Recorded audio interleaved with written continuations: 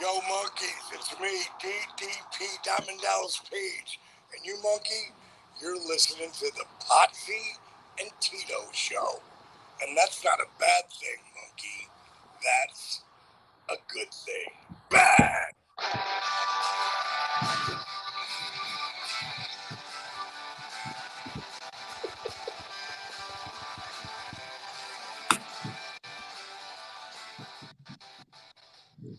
Ladies and gentlemen, boys and girls, children of all ages, the Potsy Fans Network brings to his tag team champions of the world, the Road Dogg Tino Gray, the badass Rob Potsy Pochak. That's right, the Potsy and Tino show live tonight on both YouTube and Facebook Live.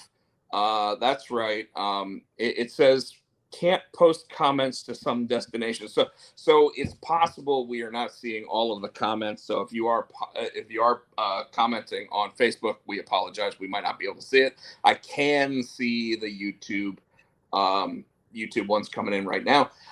With that said, our theme song is always brought to you by Adam's House Cats called The Wrestling Song. It's available on iTunes for 99 cents. We also want to thank Joe Lowe and Chris Barrett for being in the audience already.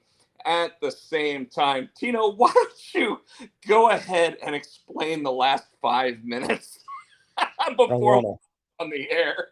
I don't want to. So we have a dog and a cat. So we have this kitten. She's a little over a year old. She hates for doors to be closed. Now, when I come in my office here and I close the door when Rob and I do the show, just because Matthew's room's next door, and he's going to go to bed soon, so we don't want to make any noise. I had the door closed. When my wife had to come in to get some paper because she's helping Matthew with some homework, math problems. But when she opened the door, the cat ran in. Now, this cat hates closed doors. So when my wife, she came in, she got the paper. She tried to get the cat to come out. Rob heard her say, come on. She didn't want to go out. So my wife said, oh, you're in here. She closed the door. No sooner did she close the door. So hold on. I want to just point out that Tino goes, oh, shit. I thought that was going to happen. And I was like, because I heard, meow, and I was like, just put it on mute, man. It's okay. Your ringtone can be turned all the way down. And he goes, it's not my ringtone. The damn cat. So she's meowing. So I roll my chair back to let her out. And then she runs under the bed. I'm like, fuck. And then she comes back out again 2 minutes and starts meowing again. Rob starts laughing because he hears her again. And I get up. She's by the door. And I go to open the door. She runs under the bed again. I'm like, no, you don't. So under in Haley's room, because Bob knows, I don't know, but I have all my guitars. So all my guitar cases are under Haley's bed. She ran up back behind him. And so I'm under the bed yelling and cussing at her. Rob's laughing the whole time. I'm like, get out, get out. And so she wouldn't. So finally, I opened the door. And I'm like, Nicole, I called to my wife. I said, if she comes out, close the door. But about that time, she ran out. So I got up and ran the door and slammed it. And Rob he's just laughing again. Dude, it's one of the funniest things I've ever seen. And I'm not a cat fan. So, I mean, like, it's just another reason to not get a cat. That's just all it is. It's she just doesn't like doors closed. So if she's outside of the door, like when Nicole goes to bed at night, usually I'm still up. She'll close the bedroom door because I'm in the living room. Well, the cat will meow to go in. So I'll get up and let her in the bedroom and I close the door. 10 minutes later, she's meowing to come out. She don't want to close doors. She wants to be able to come and go as she pleases. And we're like, no, bitch. That's not how this works. It just kills me, man. It kills me. But Tino, as always, we start the show. We always do it with a little segment called "What's Up with You." So what's been going on? The saga of my washer and dryer. So Nicole and I have been married 19 years. So a year before we got married, she lit. So we were engaged. We dated a year. We were engaged a year. Well, that year that we were engaged, she got her own place, which was an agreement. Because when I asked my father-in-law, he said, "Hey, I want to marry Nicole. He said, all I ask is that you let her and Haley live by themselves for a year, just so she knows she can do it. So if anything happens, God forbid, she knows she can do it. So I'm like, all right, cool. She ended up renting an apartment like 3 minutes from me anyway. So, but So she she bought, is what you're saying. huh? So she really didn't alone, did she? Well, you know, we'd have sleepovers, but and I'm sure her dad knew, but You were like meow meow meow meow. so she bought a washer and dryer. So the washer and dryer is 20 years old, right? So over the past, good 2-3 years, I've had to YouTube how to fix this washer, and I've wired it and done all these zip ties, and it's just all tied up. Well, finally, the piece where you pour in the bleach, that little thing, it's a plastic piece, it had come off because it had rusted. It's old. And then we were like, oh, we gotta get a new one. But then we realized that some of the rust, when we take our clothes out, we were getting rust spots from the rust. So we're like, all right, it's time to get a new washer and dryer. So we go to Lowe's. I got a Lowe's credit card. We go to Lowe's because you get a credit card and they give you 18 months, all that. You pay it off, you're good. So I get a Lowe's credit card. We get a washer and dryer. They're going to deliver it on Monday. Cool. We're off anyway. It's a holiday. So, perfect. It's a holiday. So, and I work from home anyway, but cool. It gets here. They put the washer in. He comes in. He says, Mr. Gray, your the dryer is damaged. I'm like, all right, let me see it. So dryers open this way, right? The doors on the doors here. Yeah. The top part of this dryer was up, it was off, and the side was coming down. Probably because they just throw it in the truck. Like they don't care how they throw this shit in there. So it came damaged. Like, all right, we gotta, write it up. We'll take it back to the warehouse. We'll call you back. We'll reschedule. They call me Wednesday, reschedule. Hey, we're gonna come Thursday, between 4 and 8. That's your window. No, they said we're coming Thursday. I'm like, all right, cool. So this is my week to go in the office, Tuesdays and Thursdays. So I'm like, you know what? I'll just make all my appointments virtual. I'll work from home. No big deal. That way you waited all day. Yeah. Yes. Waited all day. Called the people. Oh, yeah, you're 3 o'clock. Yeah, they'll be there. They're stop number 10 right now. You're stop number 14, blah, blah, blah, blah. Cool. They'll call you in about 45 minutes to let you know when they're on their way. 5:20, I call him back. 2.5 hours later. Yeah, he's at stop 10. No, bitch. When I called you at 3 o'clock, he was at stop 10. Where's my dryer? And so I spent the next hour and a half getting to run around with them. Then they transferred me over. We'll transfer you over, and they transfer me over to a whole nother company. I don't even know how that happens. So by this time, you guys don't know me, but Rob does. I was pissed. I said, and then because I would call back and they kept saying, leave a message, but I knew they were there. Like, leave a message. And so I called them back, and then they tried to say, well, we're going to reschedule you tomorrow. I said, no, you're not. They said, well, but because then they tried to tell me, well, it never came out, it never got back to the warehouse, so it never came out of the warehouse. So once it gets in, they'll look. I'm like, no, because at 3 o'clock, my dryer was on the truck on the way to my house. So I know you're lying. Well, I caught her in a lie. Then she had to backtrack. Well, let me transfer you. So this place was something logistics. I forget what the name of the damn, because Lowe's, obviously, they don't deliver. It was Riverstone Logistics. That's their third party. So I'm talking to Riverstone. They're going to transfer me over to customer service while they transfer me over to Spirit. So I'm giving this lady my damn phone number. Yeah, Spirit or something. It's another logistics company. Spirit Airways? Not airlines. That's what I thought too. But so I'm like, so they didn't have my name, my number, or my order number. They're like, yeah, we don't even have you in the system.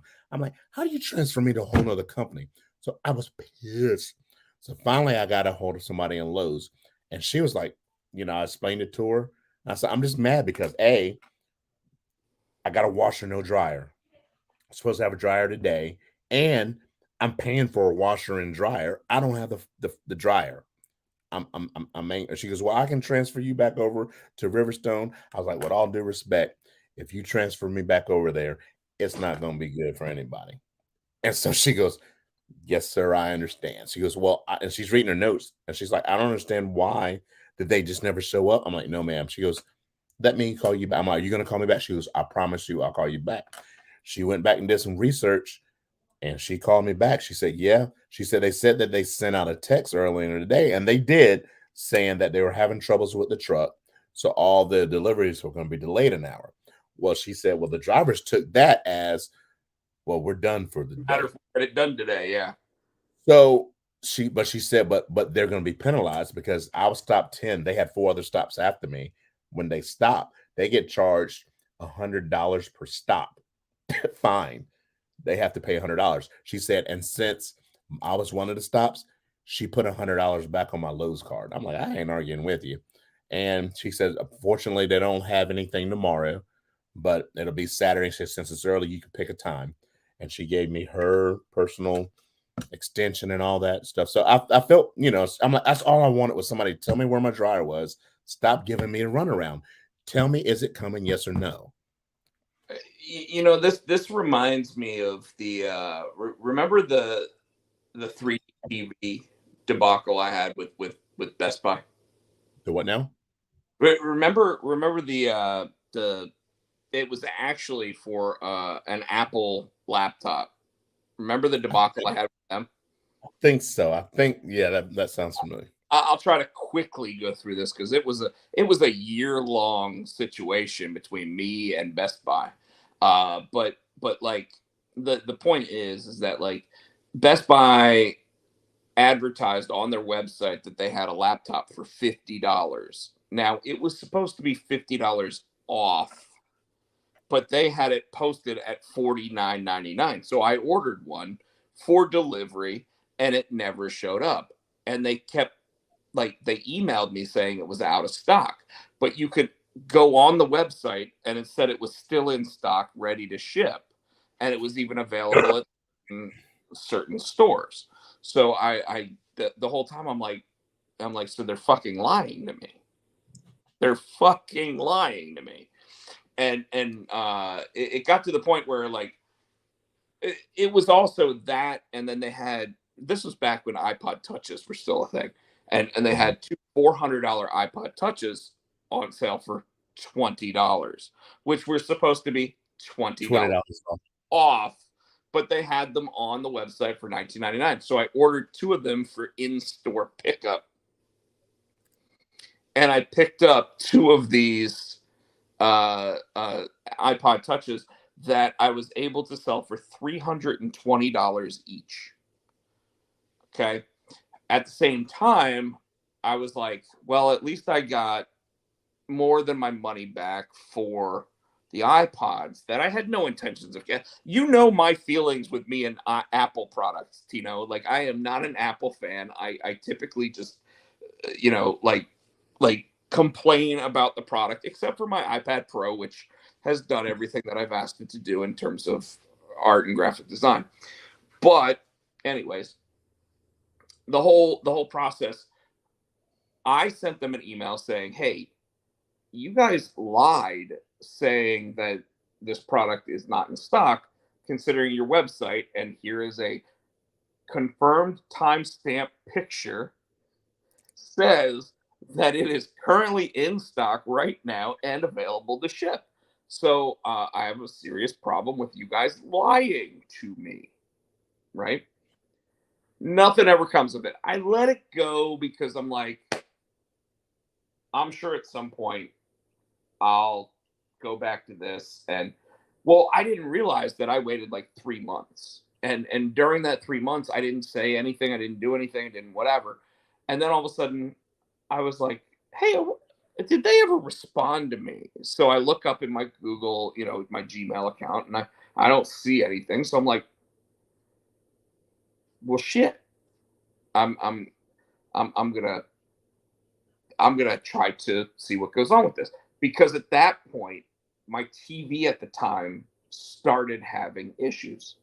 So I was like, Well, worst case scenario, if I can't get anything in terms of the laptop that they owed me, because I paid for it, and then they refunded the $50, but like I was like, you still owe that to me. Like it was in stock. You lied. You never apologized or anything for lying, right? So somehow I get the be all end all customer service phone number for Best Buy customer service. And when I say the be all end all, I mean when I called the number, it went directly to a person.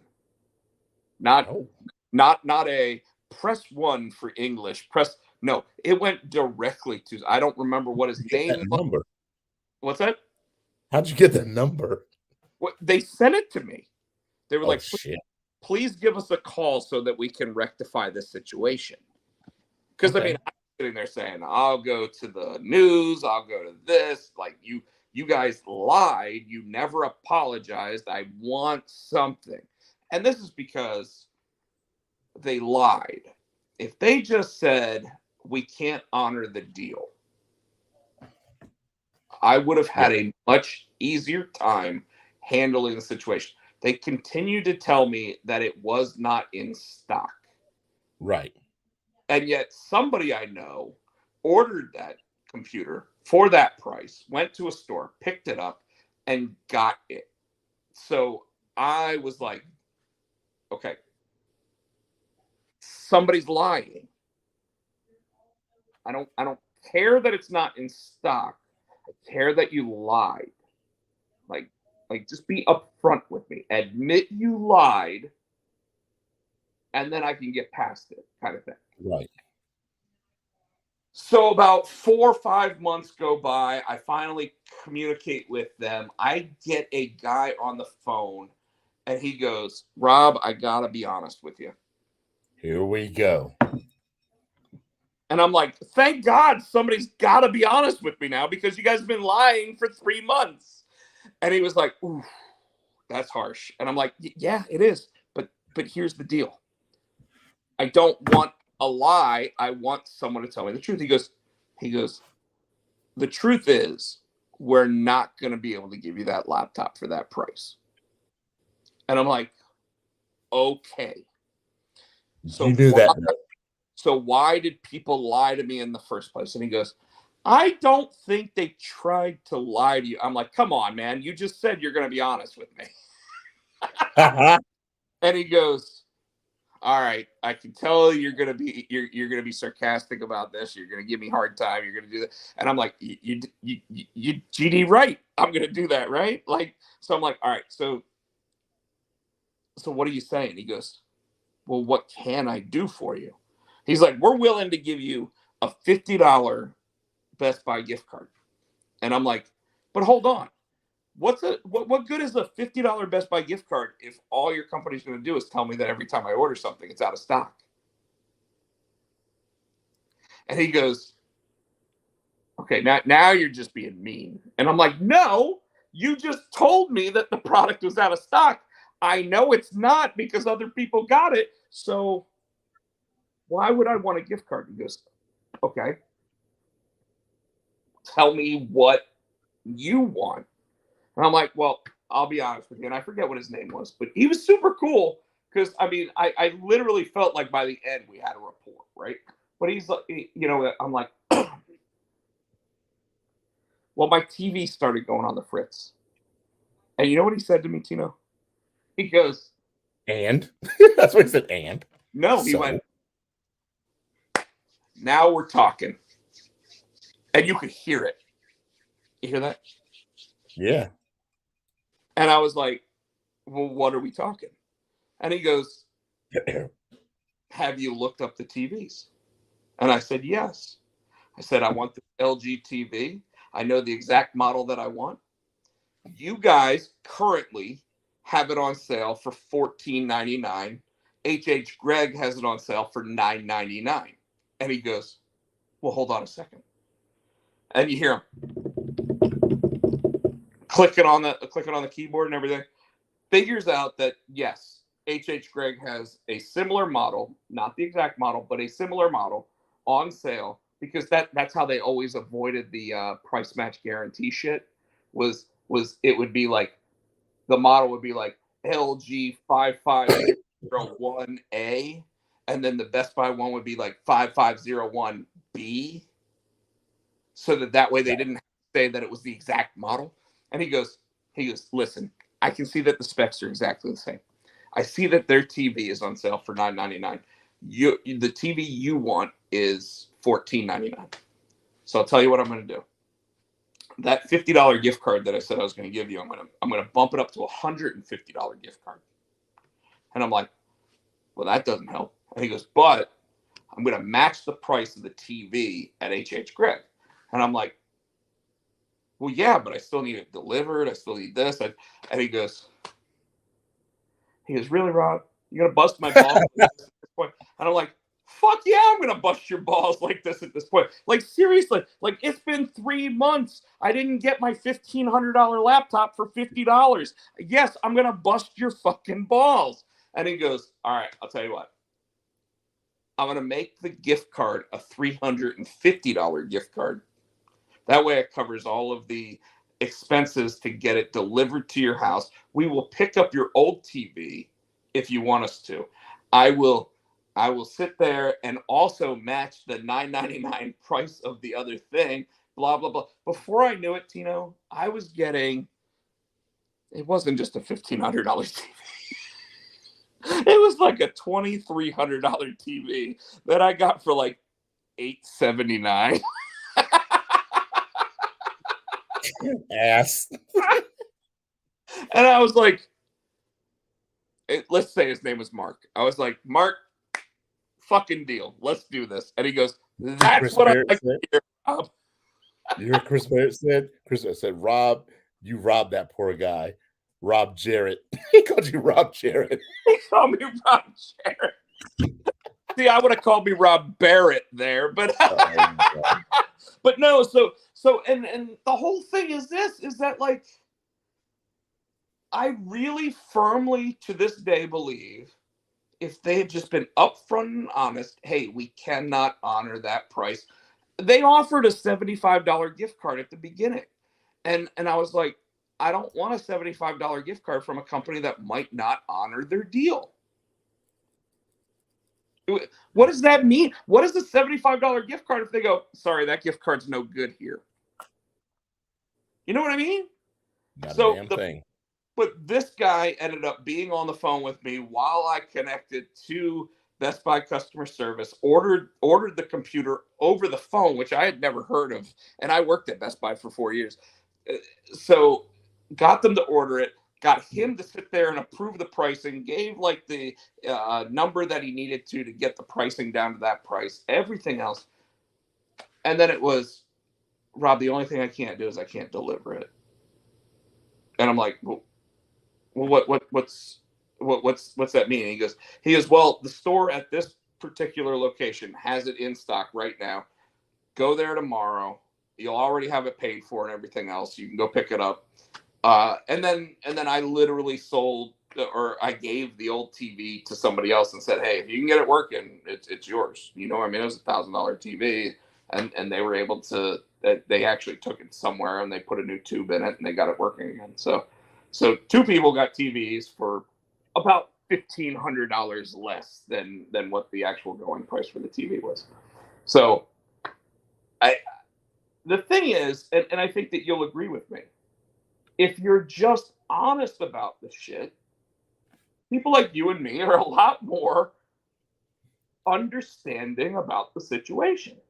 And that's what I was saying. That last lady I talked to was like, look, I'm like, because I'm angry. She goes, you have every right to be upset. And she was very apologetic. She was, let me see what I can do. And yeah, I would, if it was up to me, I mean, she was sympathizing. If it was up to me, I'd tell them, hey, you get back on that truck, you deliver it. What's the problem? Let's go. She was, when you're venting, you want somebody to be like, yeah. And that's what she was. And that calmed me down. She had me laughing at the end. And she made a promise. She said, hey, it might take me a half hour to call you back. I'm like, I'm cool. And she called me back. She kept her word.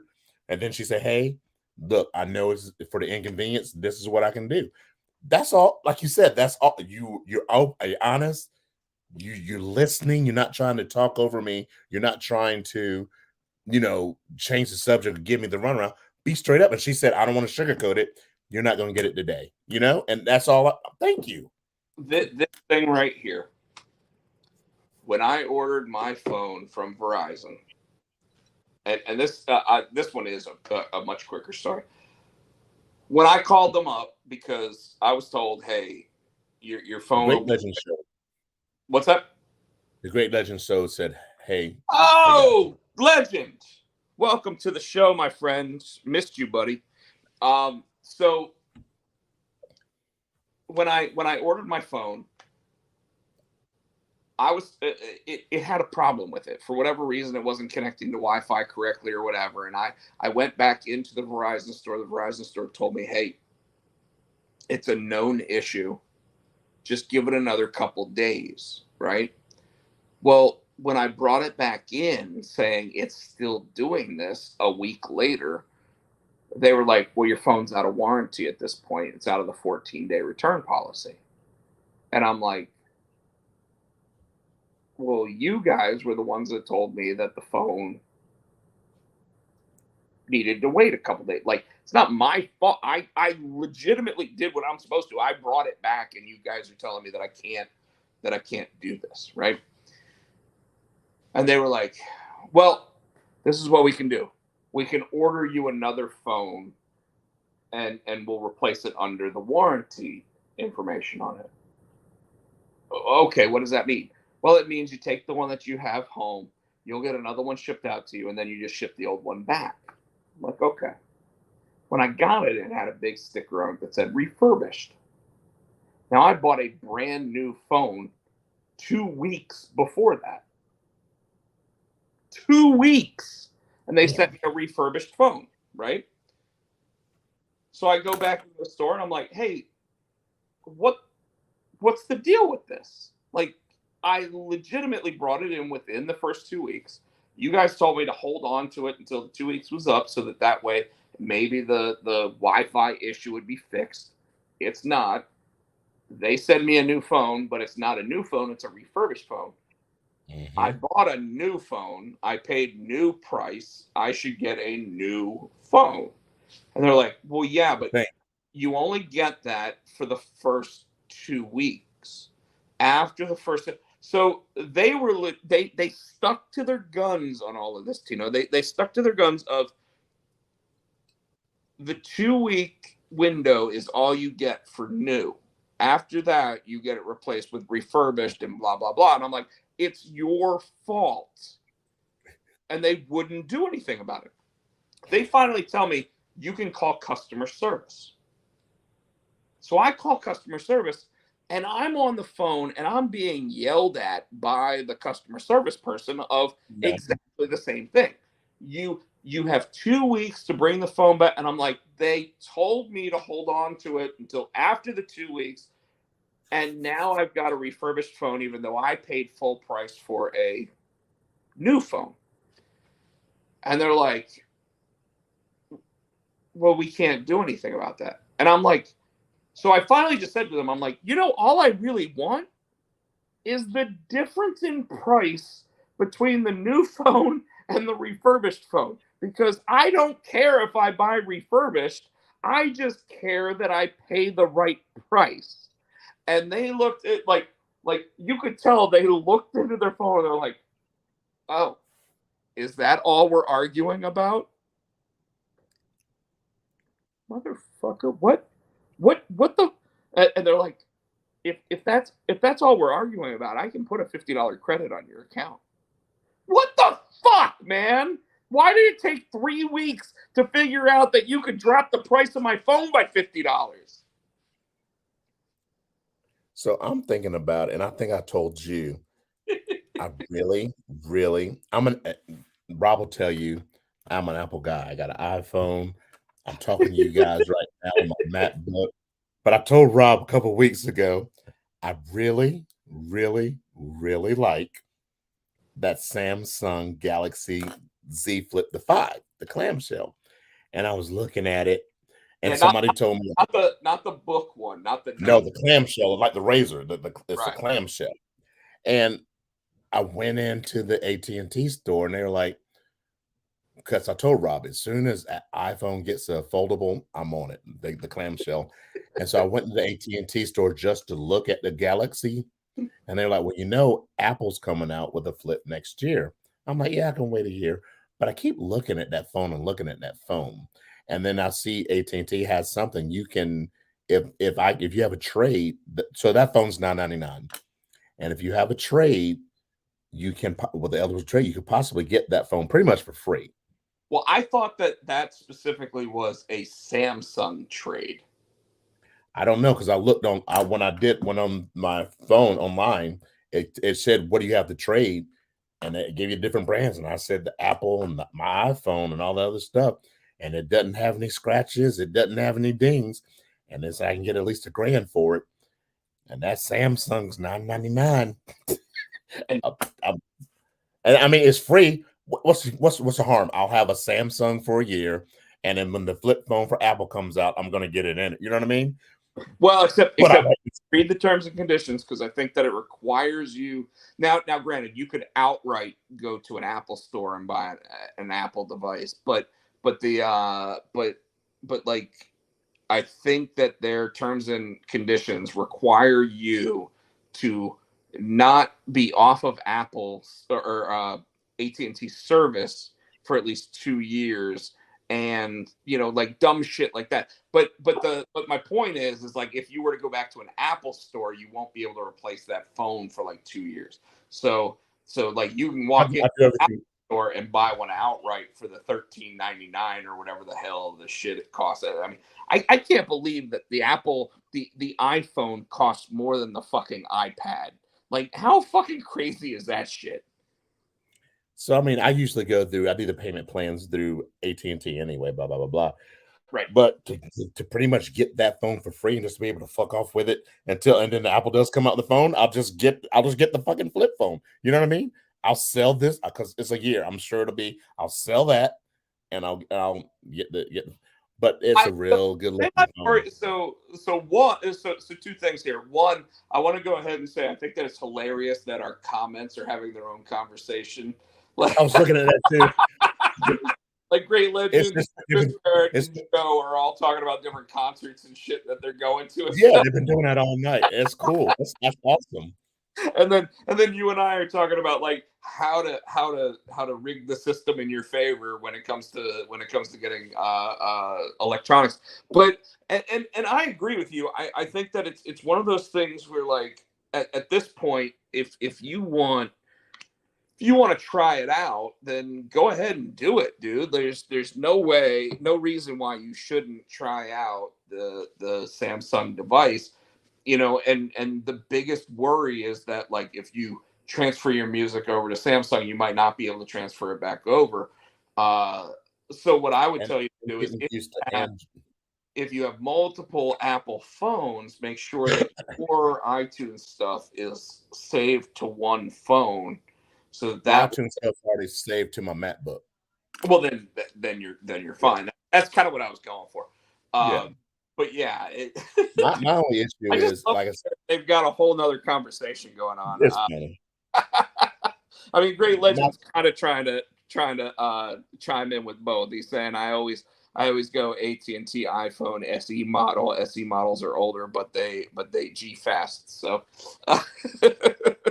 he said he never buys the brand new models. He gets the older models cheaper. I don't need the best. I do, simply because my business on the side. So I DJ and I get my band stuff. So it's got all my contacts, my dates. I can do the contracts from the phone. I can do all this stuff. So I kind of have to have a newer, more up-to-date model to keep up with what I need. Absolutely. I'm just worried about going, to Android though. You know what I'm saying? I'm so used to Apple, and I think that whole, and Android, the software doesn't upload. It's like, when iOS uploads, it uploads. The Apple, or the Android could be. Well, Android does Pocket and like Pocket updates and whatever. But the thing is that the highest newest phone typically gets the update the fastest. So yours would still be faster than like whatever Motorola phone I have. Man, I was getting ready to talk about something else completely different. Sorry. No, I it's probably good that I forget, because you know how I like to go on tangents and run off and whatever. So that was what was up with me. That was the whole thing with the washer and dryer. That's what led all that off. What's going on with you? So Can we talk about what you've been texting me about, or is that something we need to talk about off air? I I still don't have want to questions. talk about that yet. We could probably talk about it next week after we finalize whatever it is. But needless to say, Tino and I may be going to the biggest wrestling convention in the country in November. But we're still trying to work out the details and see what exactly they want us to be doing at the show. So we'll. How about that? Is that fair? We get paid? Probably not. We get passes into the show for 3 days. Oh, okay. and we might get access to our favorite pro wrestlers for the 3 days. So, I know my wife's like, you know, we have stuff that we do. You know, I'm like, I know. So I gotta fight that battle. So you don't have, you're footloose and fancy free. You don't have all these worries. where do you think I'd rather be in my life, man? Do you think I'd rather be single and living alone, or do you think I'd rather have a wife that sits there and sometimes tells me, "Hey, you know, we got things that we got to be doing," but also still lets me go to Hickory every other weekend so that I can sit there and play a show? But go back to what I asked you. Do we get paid? If I get paid, she's all. So that's why she lets me go to Hickory. But because we have family coming in, but we'll probably can work something out. Hollywood Rob Jarrett. It probably won't be. It probably won't be a paid thing, but there's I figured that we will be asked to help out in their speaking to the. You know, I want some free spots for, you know what I'm talking about. Let's get the tickets first, and we'll go. We'll talk about it. What's up with you? So Hollywood Rob Jarrett. See Chris Barrett, Hollywood Rob Jarrett. I saw that. So dude, one of the sorry, and Legend says, say hey to Conrad Thompson for Legend. Sorry, I don't know if you know my feelings on say hey Conrad or not. He hates Conrad. I am not a Conrad fan. Innuendo. Rumors and innuendo. Rumors and innuendo. You're just mad because I married a Blair. Anyways, so one of the weirdest things happened to me today while I was in my car. Not to me, but I got to watch it as it happened. I got to watch the dumbest accident I've ever seen. What? I got to watch the dumbest accident I've ever seen. Okay, explain. So, for context to Tino, you know where that Burger King used to be that they knocked down? Okay. On 70. Yeah, on 70, but like crossing over, yeah. That road that you could either stay straight and go to my sister's house, or you could make the left and come to my house, right? Yes. So when I come out of that to go either down Interstate 70 or stay on it and go to like Ruckus in Raleigh or Morrisville, it's a 2-lane road going our direction. It's a 1-lane road going the other way. Right. The 2-lane road is the right lane has access to turn even on a red light. Yep. The left lane can go left or right. Well, it can go straight because there's like a storage center on straight, but it can go right as well. It actually says left, right, straight, but it says no turn on red for the right. Yes. This dumb motherfucker, car that's right in front of me, there's 4 cars that are in the right lane. He's the 3rd car. I'm the 4th car. He decides he's going to pull into that left lane. Something to Helios. Which means legally, what is up, T? Which means legally, he has to wait until it turns green to make a right turn. Yes. The first 2 right cars turn, and he decides, fuck this place. Now hold on. He doesn't hit those 2 cars. There's a dump truck, and I mean one of those big, oversized motherfucking like right out of like Transformers dump trucks, plowing through with the green light, and he fucking goes, right?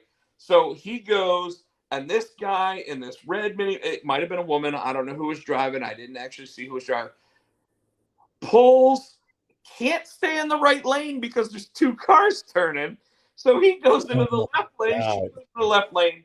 You just hear this minivan hits the side of the dump truck. The dump truck, which by the way was going at like 40 miles an hour, slows down to almost a stop. The minivan pulls into the right lane after the other 2 cars are gone. Now, mind you, I'm supposed to be turning at this point. And it stops maybe with like a 1 car thing in between where the dump truck is and the minivan is, right? So I make my turn from the right lane and I pull left in front of the dump truck, look at the minivan. Okay, let me point out, the dump truck looked like all the dirt just fell off of it and it was completely clean.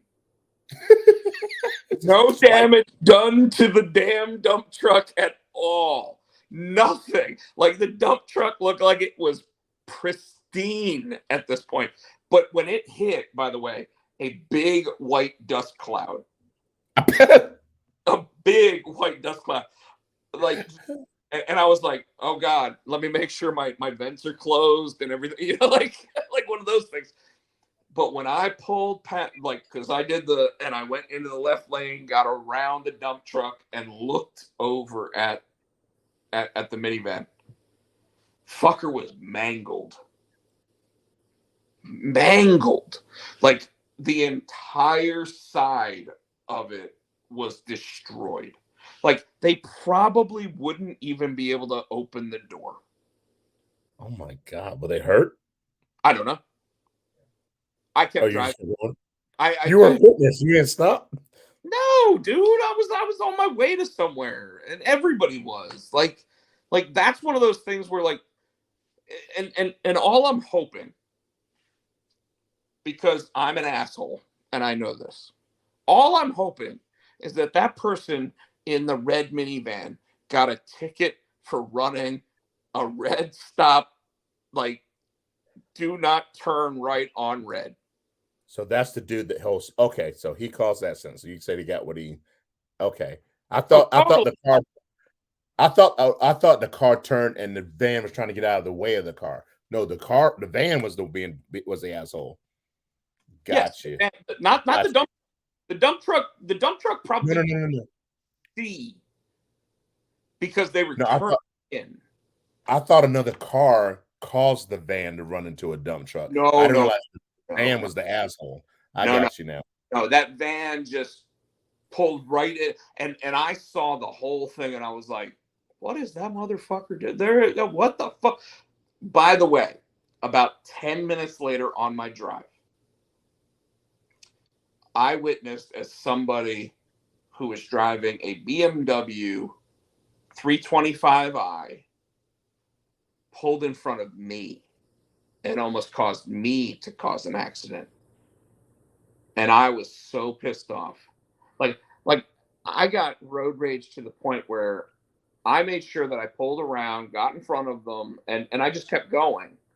But when I saw them pull alongside of me, I rolled down my window and I was like, what the fuck were you thinking making that right turn when you had no right to make that right? Because they didn't stop at the red light. Like, I had a green light, which means they did not. What makes you think that you can just take your car and put everyone else's lives on the line? And they were just like, Well, my favorite thing to do is when somebody cuts me off, I get around them and you just stare at them, and they know they messed up because they won't look back, and they just kind of. So my big one is motherfuckers like to have their high beams on all the time now. all the I don't time. think it's. I don't know if it's high beams or everybody's got those fucking LED lights. No. I'm talking when you know it's the high beams. And so LEDs, if they're the regular light, it's a singular bulb and you can actually see it coming out of it, right? When it's the high beam, it's the outer part of the bulb. So you can actually see like a gap in the lighting.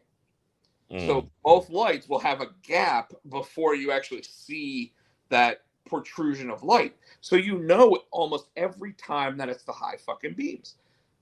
So my problem is when people sit there and do that and they'll like pull up right behind you.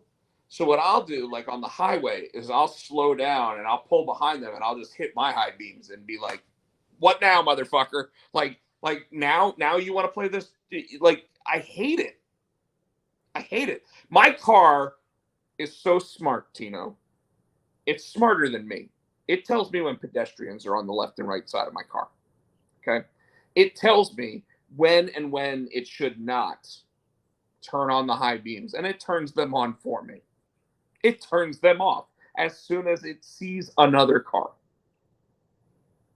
Okay. That almost upsets me sometimes.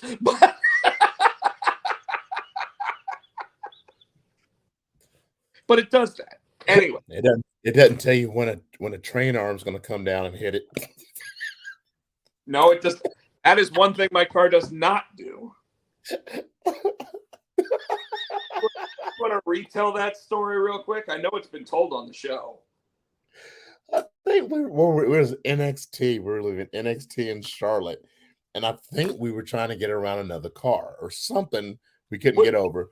Spent 40 minutes in the parking garage. I don't even want to talk about that. And then we get out, so we get, and all of a sudden, don't want to explain how I turned the car around and went the opposite direction and was able to get out of the parking garage when the other stuck. But I'm trying to figure out why we ended up stopping on the railroad track. I think a train was coming, and we end up just about to hit the railroad track as the arm was coming down. And I'm like, Rob, the arm's coming down. Because I see it. Like, Rob's the trainer's arm. Because I see it. But the car behind us, we couldn't back up. So we're just watching this arm come down, and it hits this car. It's literally because we weren't even doing like 1 mile an hour. And all the cars were inching up. So we just kept inching up. I didn't even see that that's where the railroad track was until it was too late. And then all of a sudden it's like, ding, ding, ding, ding, ding, ding, ding. and it went and hit my car. And I'm like, dude, this shit happens to me every time. We did. Finally, the car behind us did back up like 2 feet.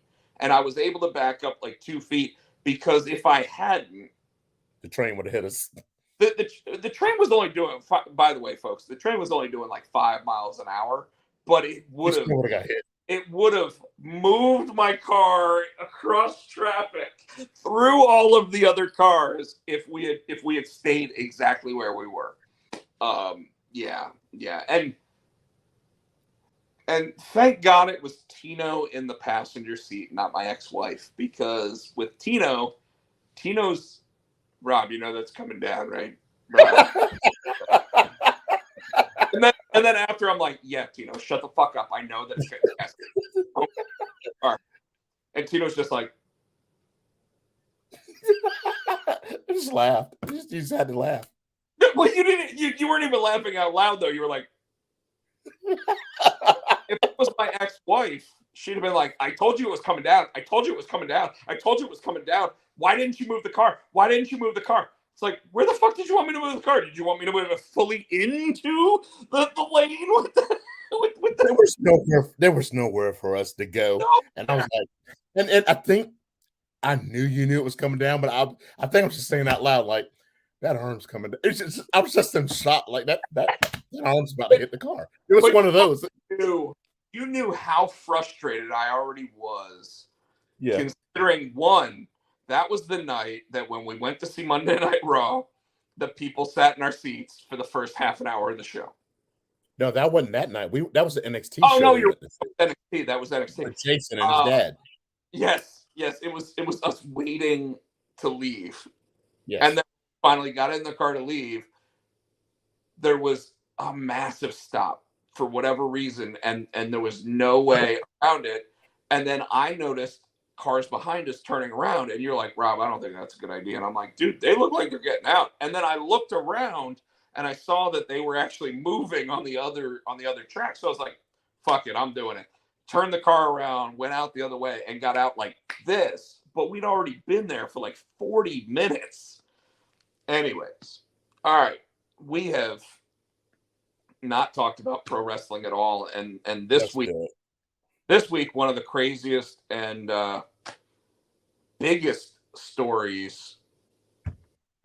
I say we start with AEW, man, because well, I say we just start with this. That's what I want to start with. I think I sent you the thing that when I saw it. You sent it, but it was already on the Facebook page by then. Yeah. Oh. And now more stuff's coming out apparently. Because he made that statement on Collision saying that he was in fear for his life, and apparently they were in his office. All that stuff went down. They went. Who directly you're talking about? I'm sorry, Tony Khan. Tony Khan, at the beginning of Collision, made a statement, pretty much the same statement that was put out on Bleacher Report, X. It was put out, saying, he fired CM Punk for cause, which I didn't quite understand what the hell that meant, but he said, I fired him for cause. He said, I've never been, I was afraid for the safety of my employees. He felt his life was in danger until that moment, is kind of what he was saying. Yeah. Sorry, didn't mean to. And I guess I'm like, I guess there's some monitors got pushed and the monitor hit him or something. But then it also came out that I guess he tried to calm him down and they went into his office, and apparently CM Punk got in his face or did something to him in the office. I don't know. I'm hearing different stories. See, I didn't hear anything about that. Here's what I've heard, and tell me if this sounds familiar with the storyline that you've been hearing. And when I say storyline, I don't mean fake. I mean, this is the opinions of others. Jack Perry, a couple weeks ago, stated that he wanted to use real glass in his match against Hook at All In. Yes. And Tony Khan, rumored to have asked CM Punk to speak to. Yeah, because everybody was telling him, all the old timers were telling him, no, you don't need to. Because he asked around, he asked different people what they thought, and they were like, no, dude, don't fucking do that. And then Tony Khan did ask Punk to speak to him about doing it. Yeah. So after CM Punk spoke to him, anybody that watched the pre-show saw Jack Perry slap the front of the limousine that he came in on, and he goes, "Real glass, cry me a river." And he said it in a way to get heel heat. Now, there's two ways to look at this. The world of professional wrestling is very real, where we know everything that's going on behind the scenes now, right? That's why you and I are so informed with what's going on without even talking to pro wrestlers half the time. Though we do from time to time have pro wrestlers on our show, right? Yes. Okay. So him saying that, and I said, I think I said this last week because we had already heard that they were suspended by last week. But by last week, I sat there and said to you, I feel that there is a firm thing, a firm grouping of people that were telling Jack Perry that if he really wanted to get over in the industry, he had to stop listening to certain people and had to start doing things his way. Okay. I don't know that for a fact. I've never heard that from anybody else. I've never heard a story saying that's the case. However, having listened to or read the transcript of Jim Cornette sitting there saying Punk doesn't like working with children. He doesn't like working with all these idiots and children and everybody else. He's tired. He's old. Whatever.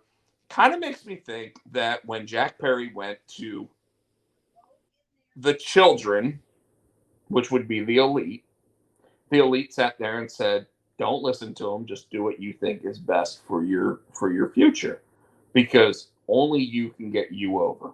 Right? Don't know if that's actually anywhere factual or anything. However, I would stand by that statement as if he asked them their opinion, that's probably the opinion they gave. No more than that. Just my opinion that this is what I would think based on what we know of these people. This is how this went. When Tony Khan said, "Hey, this is you're a collision guy, blah blah blah. Let's go to CM Punk and see what he thinks." And CM Punk said, "No, that's fucking stupid. Why would you fucking do that? You're gonna get that glass in your back. It's probably gonna be in there for the rest of your life. You'll never be able to get all that out." I mean, shit, I still pull glass shards out of my head from when I flipped the car. And that was 13, 14 years, 15 years ago. And I still literally go, oh shit, there's another one, I feel like Khalid when I do that. It's like, and another one. But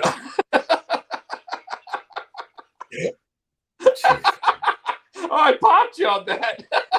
Almost.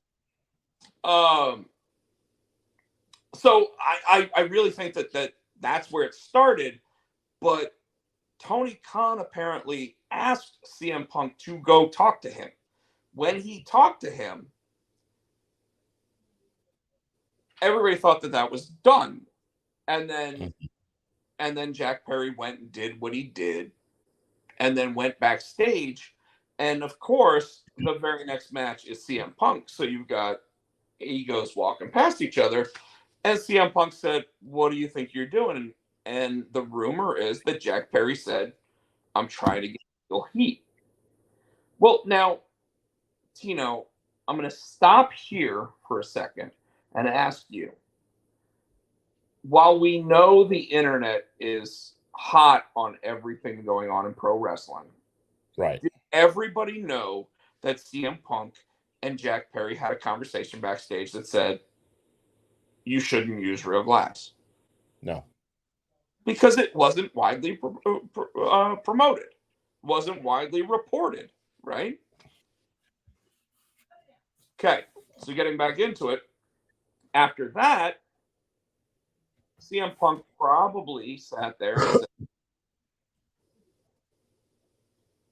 "That's bullshit," because and there's rumor that Jack Perry like bumped him with his shoulder. Yeah, and then that's what I heard. Pushed him, right? And somehow CM Punk got him in a chokehold. So I don't know if he shouldered him, pushed him, and then it looked like it was going to escalate based on what everybody said. And so far, all accounts say that CM Punk put him in a chokehold. Now, some of the accounts say that CM Punk was trying to choke him out. Other accounts say that CM Punk was trying to calm him down, de-escalate the situation. Yes. Come on, kid, just chill out. We don't need to do this, blah, blah, blah. I got a match right now. Like, can we stop? Now the reports say, and this is like Meltzer, which, by the way, Meltzer's a mark for the elite. So Yeah. I don't know if I believe it or not. But the report is that CM Punk sat there, and after he let Jack Perry go, Jack Perry went his separate way. CM Punk was apparently really heated and started throwing stuff and yelling at Tony Khan, including yelling the phrase "I quit." Now, here's where I don't think that would have happened, because even if Samoa Joe calmed him down, which is the rumor, hey, we got a match, chill out, calm down, whatever. If CM Punk, the same CM Punk that walked out on the WWE and did not come back and got fired on his wedding day, sat there and said, I quit, he would not have walked out for that match. I firmly believe that. Now, this is an older CM Punk. This is someone who failed at UFC. This is someone that came back saying his love for pro wrestling had returned and he wanted to actually give his all for it and blah, blah, blah. However, he obviously is the same guy because all this bullshit happened backstage. So I have to firmly believe, from just my understanding of his character, who he is, who he wants to be as a pro wrestler, as one of the greatest of all time, who literally within the last week stated, Harley Race loved me, Roddy Piper loved me, Bret Hart loved me, Mick Foley loved me. Like, all these people, JBL loved him, and JBL hated everybody who should not have been a wrestler, right? For him to sit there and yell, I quit, I don't believe it. But wouldn't it be interesting if he yelled, I quit, then went out, did the job, and obviously when I say did the job, he won the match. But when I say went out and did his job, came back, packed his shit, got on a plane, and left England. Wouldn't it be interesting if Tony Khan's statement of I fired him was all because Tony Khan's trying to save face? Because what if CM Punk actually did say, I quit, and then went out there and performed a match?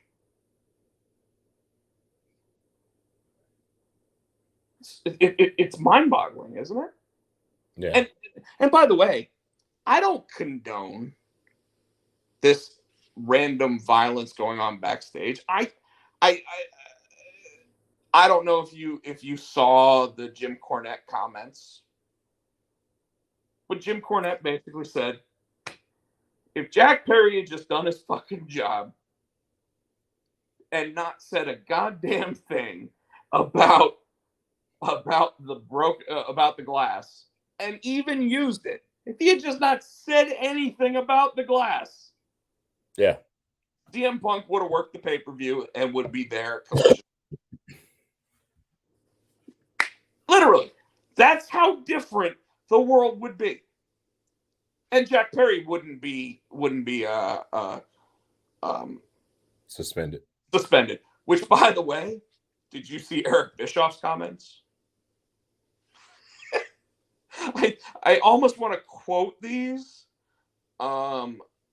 which means it might take me a second, but let me see.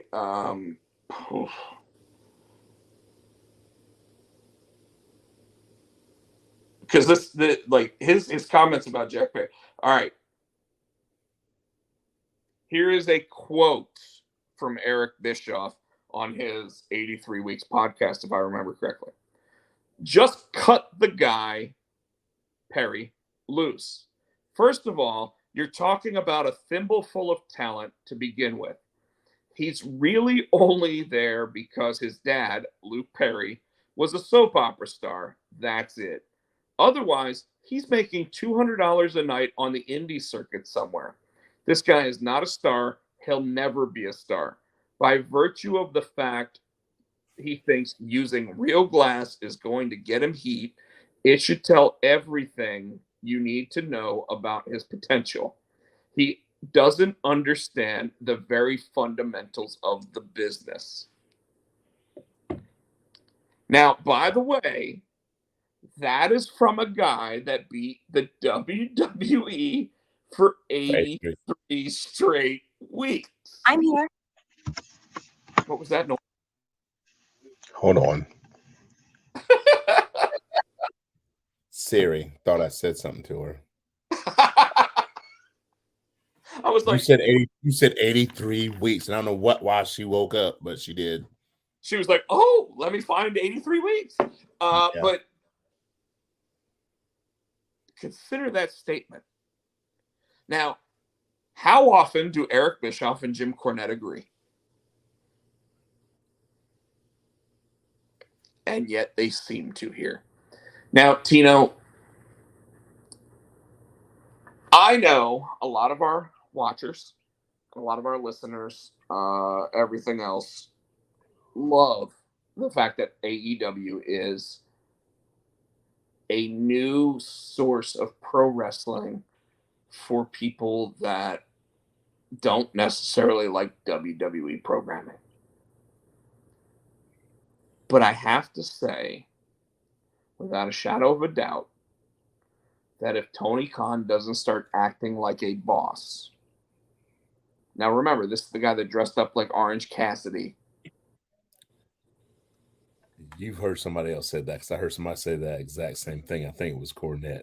He said he's acting like a friend instead of acting like the bosses. He said something about him dressing up like Orange Cassidy. And dude, I'll be honest with you. Like me, when I worked at GameStop, there were times where I had to have that hard conversation with people that worked under me that would be like, "But Rob, we're friends." And I'd be like, "But you're fucking with my money."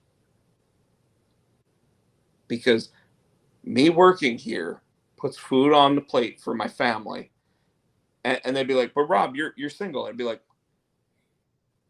"That has nothing to do with it.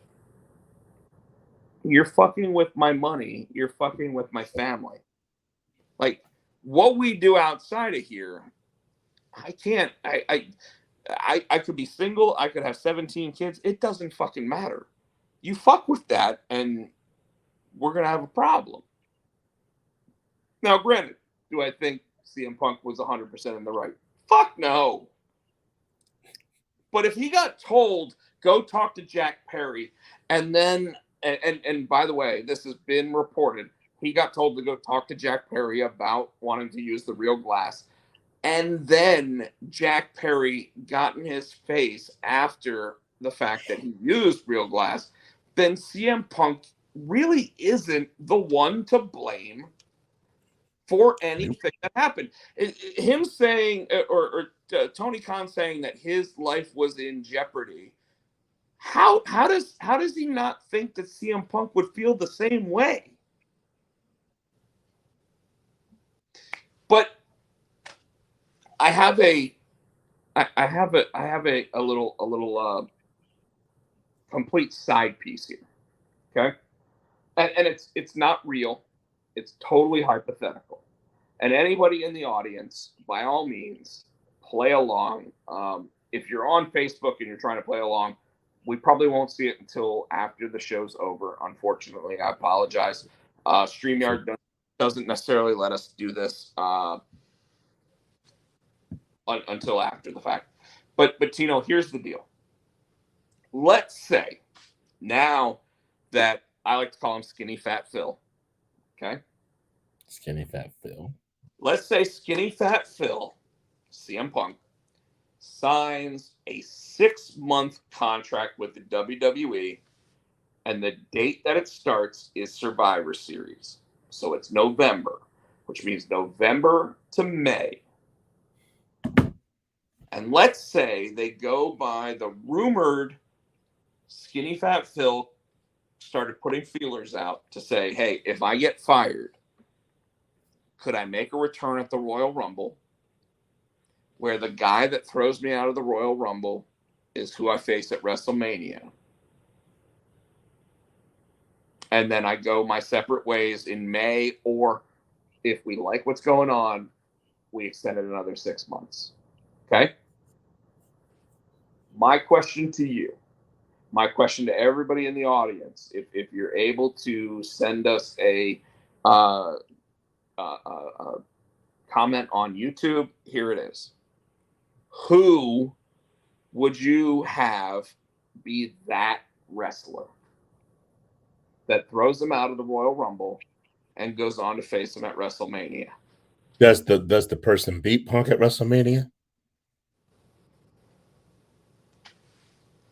Sure. LA Knight. You booked the match, but I mean, like, sure. Chris I wouldn't say Barrett. Brock Lesnar. I'd do somebody like an up and comer. Like, I think that would be a good role for LA Knight. I like the LA Knight talk, and here's why. And I have a different answer for you, by the way. And it all goes back to a interview that was done right around WrestleMania 39 time. But I like the LA Knight talk because if LA Knight's not going to be in the title picture, he should have a highlighted match. And if Skinny Fat Phil is only going to be around for 6 months, then that's the perfect match to do that with, right?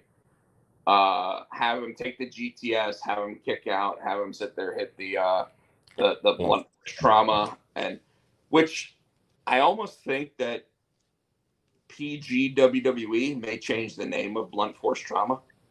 They might just call it the BFT. Yeah, I think they do call it the BFT, but they alternate.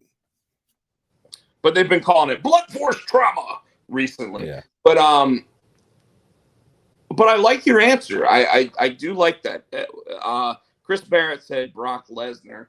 Brock Lesnar would be an interesting one, although they did already have matches. But that goes back to, we talked about they're not building. That's going back to the Brock well. They need to build superstars, because these older superstars, Roman's not going to be around forever. You know what I mean? Seth's not going to be around forever. They need to build up new. Yeah, I want to say younger, but and I know Knight's not younger, but you know what I mean. New someone mid hitters. When I asked this question, because I love the question, by the way, it's totally hypothetical. It's not real. It's not like there's no business to believe that the WWE is actually thinking about bringing him back in, except for the fact that Survivor Series is in Chicago, which would be the perfect time to have him show up, drop a promo, sit there and announce that he's going to be in the Royal Rumble. Maybe not even have a match before, like between November and December. Maybe not. Maybe just house shows just to get him, like, keep him in ring shape, whatever. Make sure that he doesn't blow out a knee or break his leg or his foot, like we'd done already. But here's my suggestion. By the time Royal or WrestleMania comes around, and Royal Rumble for that matter, do you think Seth Rollins is going to have that World Heavyweight Championship? Okay. Have you heard the statements that Seth Rollins said about whether or not the WWE should ever consider bringing CM Punk back? So, suffice it to say, would it not be the best decision to ask Seth to work with CM Punk at WrestleMania, based on him sitting there saying, stay far, far away. Nobody wants you. Nobody likes you.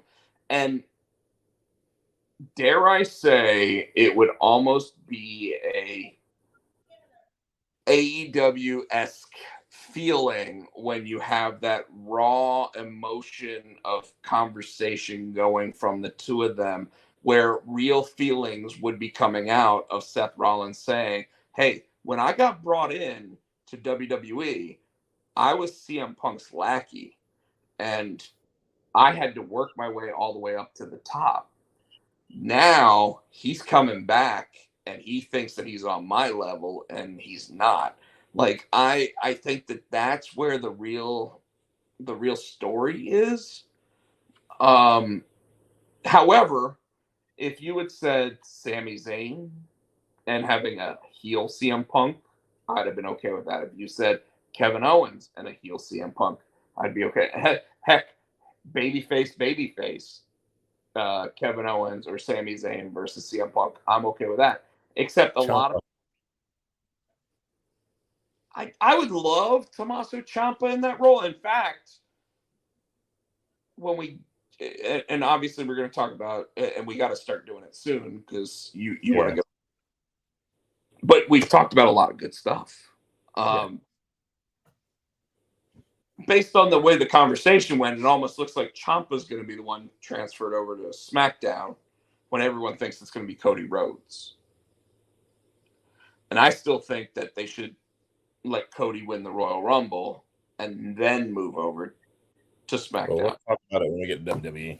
Yes. So, all right, let's jump now. Wait, time out. Yes, there you go. AEW pay-per-view. Let's go with All Out, which was Chicago. This is shortly after Tony Khan gave that whole speech saying that he was fearful for his life, blah, blah, blah. So they opened the 0 hour with an over-budget battle royal. So apparently the action kicked off. The winner gets to choose the charity to receive $50,000. Sure. And I hope they actually gave the money to the charity. Yeah. Okay. Adam Page won this. Yes. Adam Page won. So we're not. However, then you get and you know we changed up how we're doing some of the stuff. If you want to hold off, we can, but we can talk about what that led to for Adam Page. Let's get to the pay-per-view. Okay. Sheeta, Blue, and Nightingale versus Martinez, Diamante, and Athena,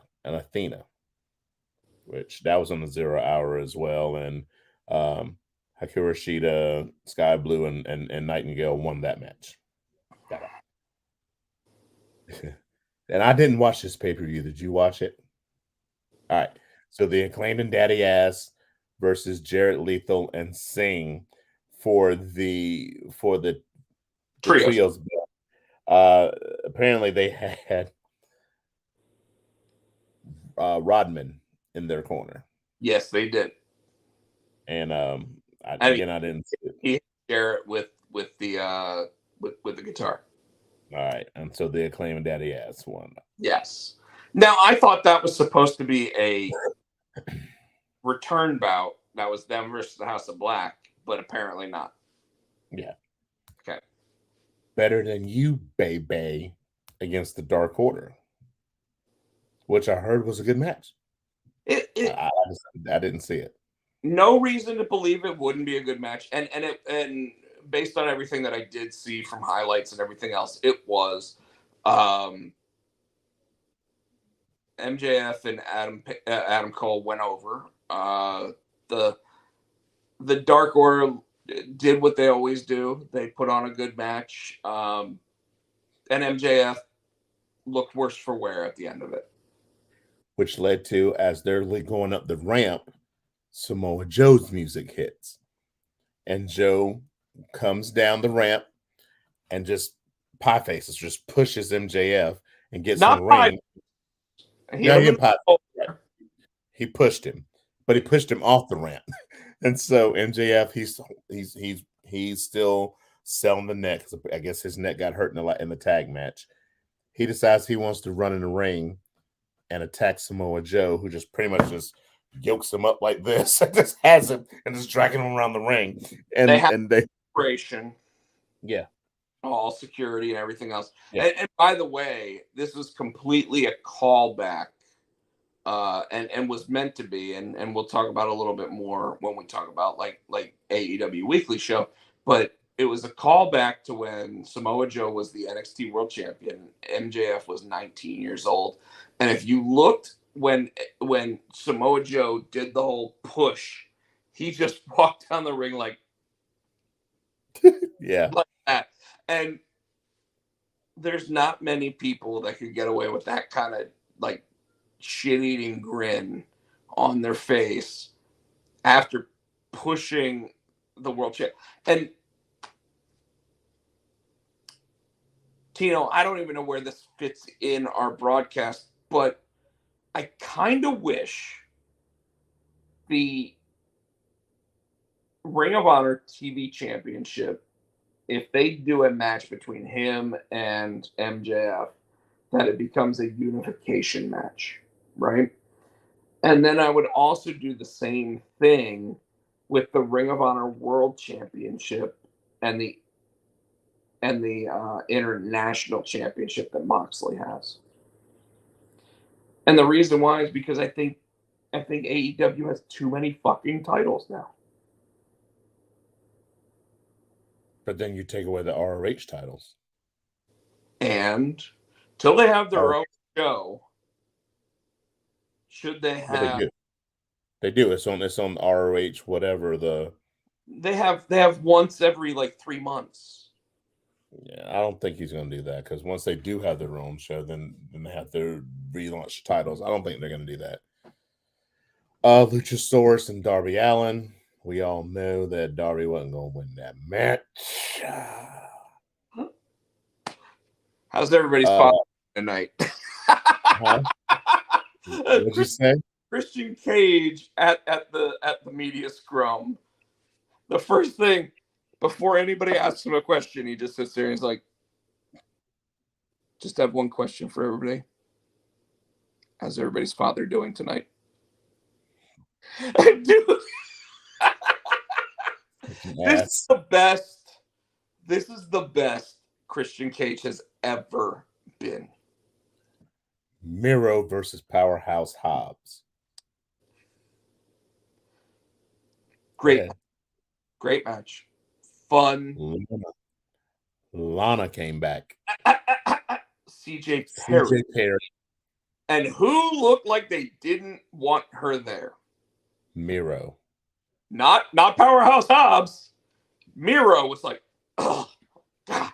And then storms off. But before that, like after the match ended, I don't know if you saw the post from Miro. Do you remember the movie Commando? Yes. You remember when the two guys with all the muscles sat there and like did like they grabbed each other's arms like to say this is a brotherhood? Mm-hmm. Well, Miro posted a picture of him and Powerhouse Hobbs sitting there doing that, and then said, "Hobbs, you son of a bitch." Because in the movie, he's like, "You son of a bitch," and there it is, right? Like, but it's I can't even do it because it's just my hands, like. But it was, the whole thing, and I thought it was awesome. Like he was basically saying, "I respect you." Chris Statlander and Ruby Soho. Thank God Chris Statlander finally shows up on a show to defend her title. What do you mean? It's been a little while. No, she defends it on the TV. You talking about on a pay-per-view? Yes, she defends it on TV. She defends it on. You just don't watch it. She defends it on Rampage. She defends it on Collision. You just don't watch it. Just because. Let me put it this way: just because you haven't seen it doesn't mean she's not. Let's put it like that. You ever watch Saturday Night Live and see Bill Hader's The Allen, where he's like, Then we got Bryan Danielson and Ricky Starks, and the only reason this makes me laugh is thinking back from last week when he goes, "You want to fight the dragon?" So this contract just says the dragon, and Ricky Starks signs it. He goes, and Ricky's like, "It's the American dragon." And Steamboat's like, "Everybody knows me everywhere as the dragon. You just signed to face the dragon, but they also know this guy as a dragon." And that made me pop because you gotta be dumb. It didn't say Ricky Steamboat. It just said the dragon. You knew you were getting set up. I didn't realize it was going to be Bryan Danielson, though. I didn't. Well, a lot of people didn't, because the week before that, if you remember, Nigel McGuinness said that he would have come out of retirement if Bryan Danielson was able to go for a full match. And a week later, suddenly Bryan Danielson's wrestling in Chicago. Now, granted, his arm was wrapped up. I think he's still injured. Here's the deal. Here's what I really love about this. Total kayfabe. After the match, everything else, Bryan Danielson sits there and says, truth is, I wasn't ready to come back. I'm not fully cleared. I'm not supposed to be wrestling these kind of matches. Fact is that Ricky Starks carried me for that match. Probably shouldn't be saying it, but that's fact. Decent. But if you watch, like I watched, and you know Nicole, she had brothers growing up, so of course she watched wrestling. She didn't watch it that much anymore. Every once in a while, if I'm watching it, then she'll look up. I was watching Wednesday night, and they showed Ricky, and they showed his back, and she looked up. She was like, "Shit," because from the straps, all the whelps. I'm like, yeah. All right, Tino, please don't cancel me here. Look like Kunta Kinte. And I'm saying from Roots, the movie, like made LeVar Burton's career even better than it already was. Everything else, but both of those men, you canceled yourself. I did not. The fact is that like both of those men took a fucking beating, and Ricky Starks, you know what? We'll move directly into all of this week's AEW broadcast. We're still hold on. We still got a couple more. Yeah. We still have more. Sorry. Yeah, we still got more. We still got Eddie Kingston and Kata Shibata against the Blackpool Combat Club. Blackpool Combat Club. Claudio and Will. I'm amazed you got Shibata out correctly, and then you messed up Blackpool Combat Club. Right. So, the BCC one, Omega against Takeshita, which I didn't know was going to be a match on that. Huh? Takeshita. Konosuke Takeshita. Yeah. Yeah, he won. It's not shit stain. It's not shit stain like my wife calls him, shit stain Nakamura, because she thought that's what he said. Right. It's so they should create a tag team where it's shit stain Nakamura and Takeshita versus Bullet Club Gold against the Young Bucks and FTR. Wait. Did it surprise you to see Takeshita beat Kenny Omega for the second straight week? It surprised me to see Kenny Omega lose at a fucking pay-per-view. Just like the next match, the Bullet Club against the Bucks and FTR, the Bucks lost again. So this one makes a little more sense because of the Bullet Club Gold working as a well-oiled unit versus four guys that don't normally work together. However, but you got the Bucks on that team. Totally 100% agree. And I'm telling you, I think it's when Tony Khan signed them to these new contracts, he's like, don't worry, guys, we'll get back to you at some point, but I got to start pushing some of these other people. And they were like, it's okay, TK. You just made us the richest tag team of all time. It's okay. We can take some L's. And I mean, honestly, like originally I thought that it was to appease CM Punk with All Out or All In. I thought it was to appease CM Punk and totally put over all the other guys to just go, hey, CM Punk's right. The EVPs need to lose some matches. This was now another one. However, go ahead and let's finish up this pay-per-view because I really want to talk about what happened Wednesday night in certain aspects. You got the main event, which was Moxley against Orange Cassidy, excuse me, for the International Championship. My name is Orange Cassidy, and I And I don't have a kid. I do not have a catchphrase. You see the shirt he had on Wednesday? Of course! Dude, I wanted to make that shirt, and I saw that it was already available by Saturday. Genius. So I'm going to tell you something here, and this is a shoot, okay? I felt that Orange Cassidy was getting stale. His matches were great, but I really felt like him doing the same thing week in, week out, week in, week out. It's kind of like Ric Flair. He got stale. When you see the same guy week in, week out, this is why Ric Flair worked so well during the territory era, was because nobody got to see him for too long, because he would move from territory to territory because he was the NWA World Champion, right? So he would do the same thing over and over and over again, keep himself safe, keep himself from getting hurt, doing all that stuff. But at the same time, nobody got to see it for weeks or months or years at a time.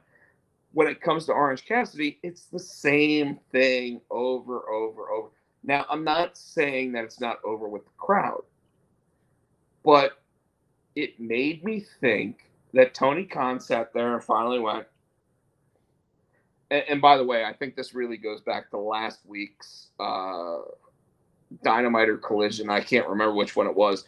When Penta sat there and did that pile driver on the ring apron, I thought he broke his neck.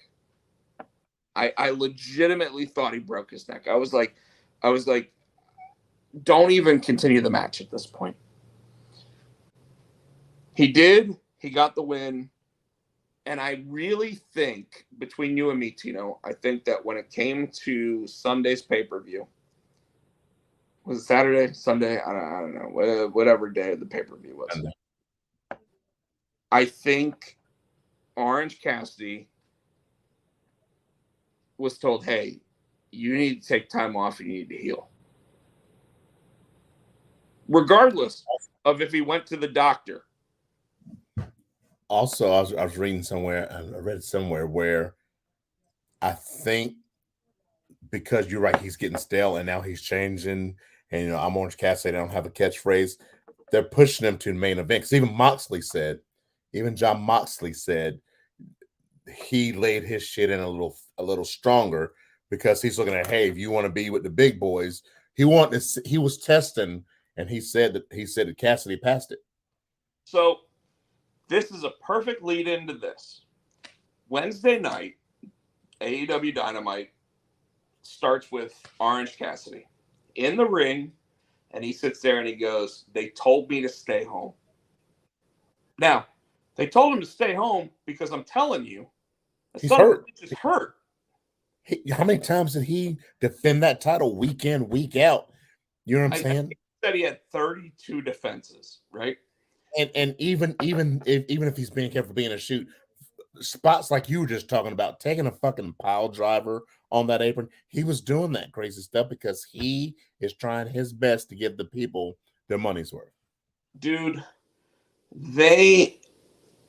when Penta hit him with that move, I'm telling you, it compressed his neck. Mm-hmm. They probably asked, how do you feel? And he said, I feel fine. And they were like, okay. Then they had the doctors talk to him. Then they did an MRI. Then they did all this. And then they sent him out on Sunday. And on Sunday, they said, it can't get worse. And he's like, all right, well, let me go out there and put it on the line, right? So it can't get worse. Lose the match. You're going to be out a while. You can come out. You can sit there and say what you want. When it comes to the getting stale, the same Cody thing. You can't get worse. When it comes to getting stale, with him specifically, this is really how I think it was. He sat there and said, well, this is who I am. And they were like, maybe it's time you talk. And he's like, I don't have anything to say. Well, say that. And he's like, well, how do I say that? I don't have a catchphrase. Or I do not have a catchphrase. Because if you notice, it's I do not have a, my name is Orange Cassidy and I do not have a catchphrase. And that's like, that's going to catch on. Mm-hmm. But Oh, they got the shirt. But he went from being stale to suddenly changing his character ever so slightly, not a lot, still the same guy, but suddenly we've seen him talk multiple weeks in a row. And he's got a little more fire in his promos. You could tell he's a little more. When he was coming up before, he was kind of like, You can tell he's got just a wee bit more intensity. You know what I'm saying? You're right. He just tweaked it. It's not. He tweaked it. His intensity is a lot more. It's not a little. It's a lot. And it's because he understands, man. Like, and unfortunately, you know, I said this on our Facebook group this week. In fact, today, you know, somebody was like, "Hey, I really think that Orange Cassidy should have won against Moxley," and I agree. I think that Moxley with that title is disservice what that belt is meant to mean. I think it's a good thing that he won it, because I think Cassidy's going to get it back, but I think it's a chance for him to change it up and get a little more fire. Because if you notice, I think it was the pay-per-view where he puts the hands in the pocket and does the kicks. He faked them out. He went like he was going to put the hands in the pocket, but he kicked the shit out of Moxley because Moxley was waiting for him to do the same bullshit. And he kind of like, nope, and kicked the shit out of him. He kicked it. So I think he's you're changing right. his character, making him a better in the chase. So when he gets that belt back, you know what I mean? You're right, except for the fact that, like, and there was a prime example of that. We think that this feud isn't over, and what I mean by that is Orange Cassidy came out, he cut his promo. As he's walking up to the ramp, Moxley starts coming through the crowd, and there's definitely, this is where AEW camera crews aren't where WWE camera crews are, right? Because WWE camera crews would have put two cameras, they would have had a dual thing Side by side, yep. looking at each other like it's almost like nose to nose. And they didn't do that, but you know that that's kind of where they're going. At the same time, now that we said that, did you notice how many problems there were with the production of AEW last night? Like, yes. Like Excalibur say, we'll be right back with picture in picture, and they didn't do picture in picture? Yes. What? Yes, I did. Which I hate picture in picture anyway. I just fast forward till it comes back live. Yes, but me too. There was a bunch of that. But I think he even said picture in picture, and then when they came back, he's like, as we were talking about during picture in picture, and it's like, yeah, there was no picture. We don't hear anything during picture in picture, and two, we didn't see picture in picture. Yeah. But one of the things that went right, and I think one of my favorite things on Dynamite,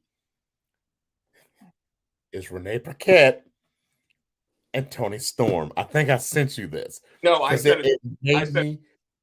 I sent it to you, but it made. You're gonna fucking piss me off.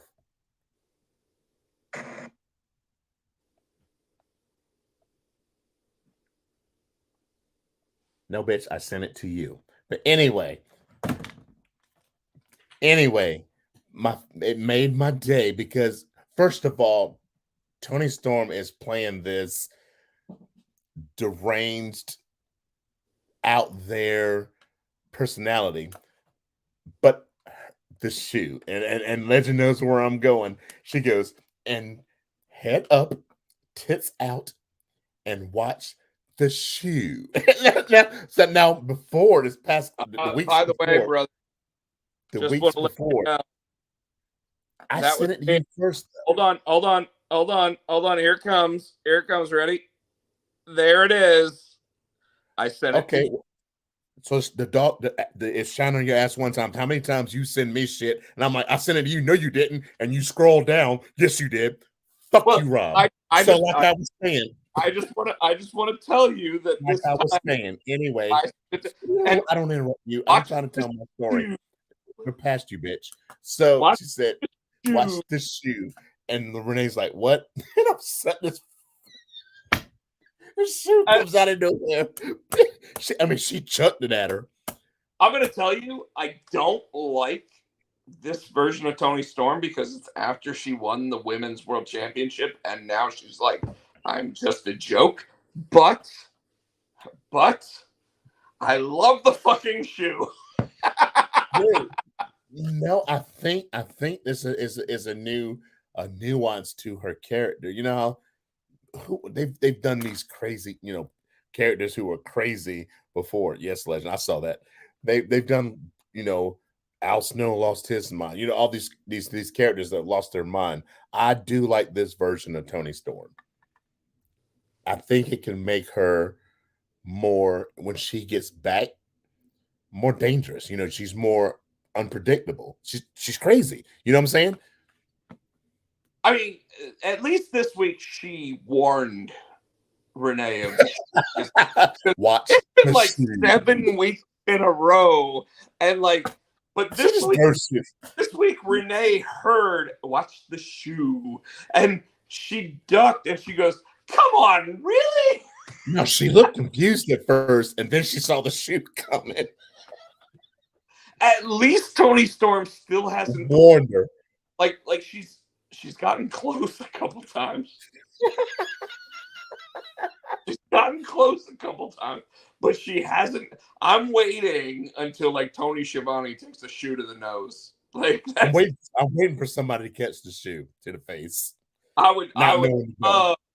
I'm telling you right now, like make it Tony Schiavone or make it Nigel McGuinness. I would love to see them take a shoe to the nose.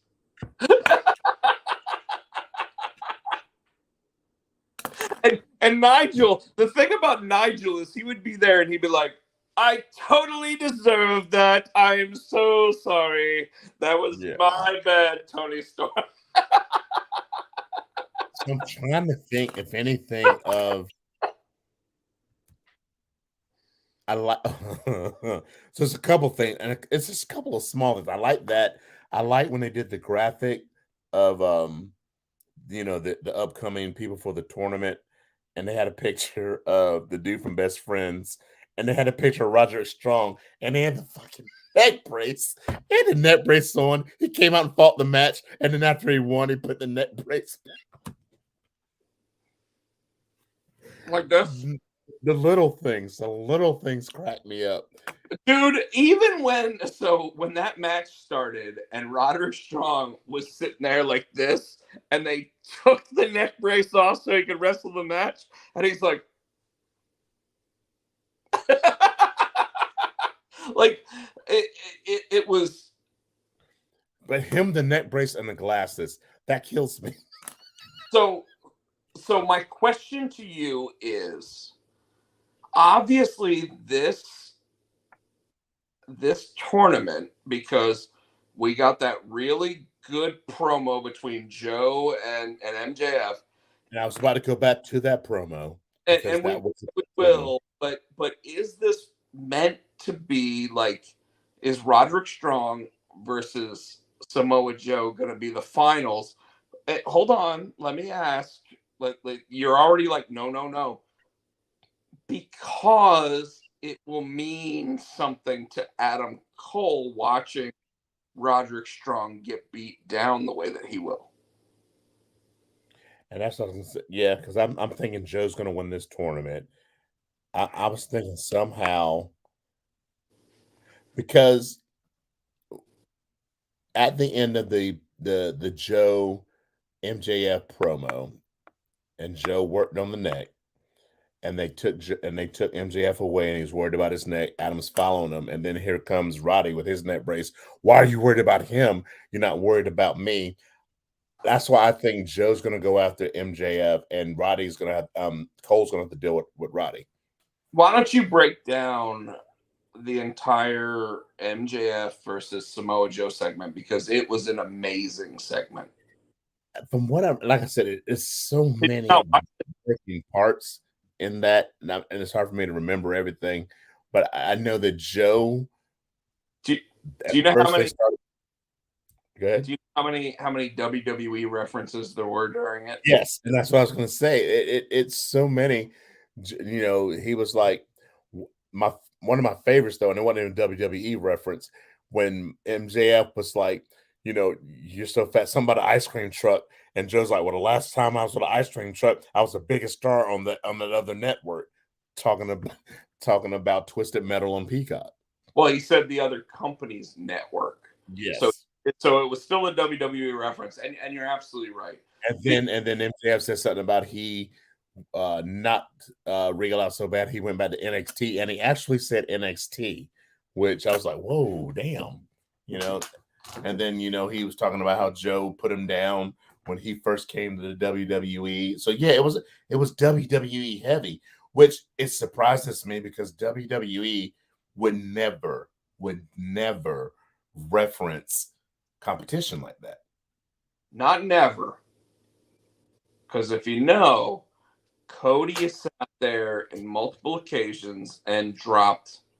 He's like, because Michael Cole even did it on Monday Night Raw this week, where he said, well, you know, Cody used to be an EVP, so it's okay for him to sit there and bring out someone like Jey Uso. So he referenced, but they would never. Okay, let me put it this way. You're right. He didn't say AEW. And WWE would never be like, well, on Dynamite, like Max said, NXT. You know what I mean? So I don't think they've ever been put in a situation where they need to. This one, obviously, like the whole callback of Joe pushing MJF went back to when Maxwell Jacob, I don't remember what his last name was, Friedlander. No, before. I don't remember what his real last name is, but it's Friedman. But I don't remember him being on WWE. So it's on his tryout for Tough Enough. But anyway, when he pushes him there, it makes sense to sit there and call out.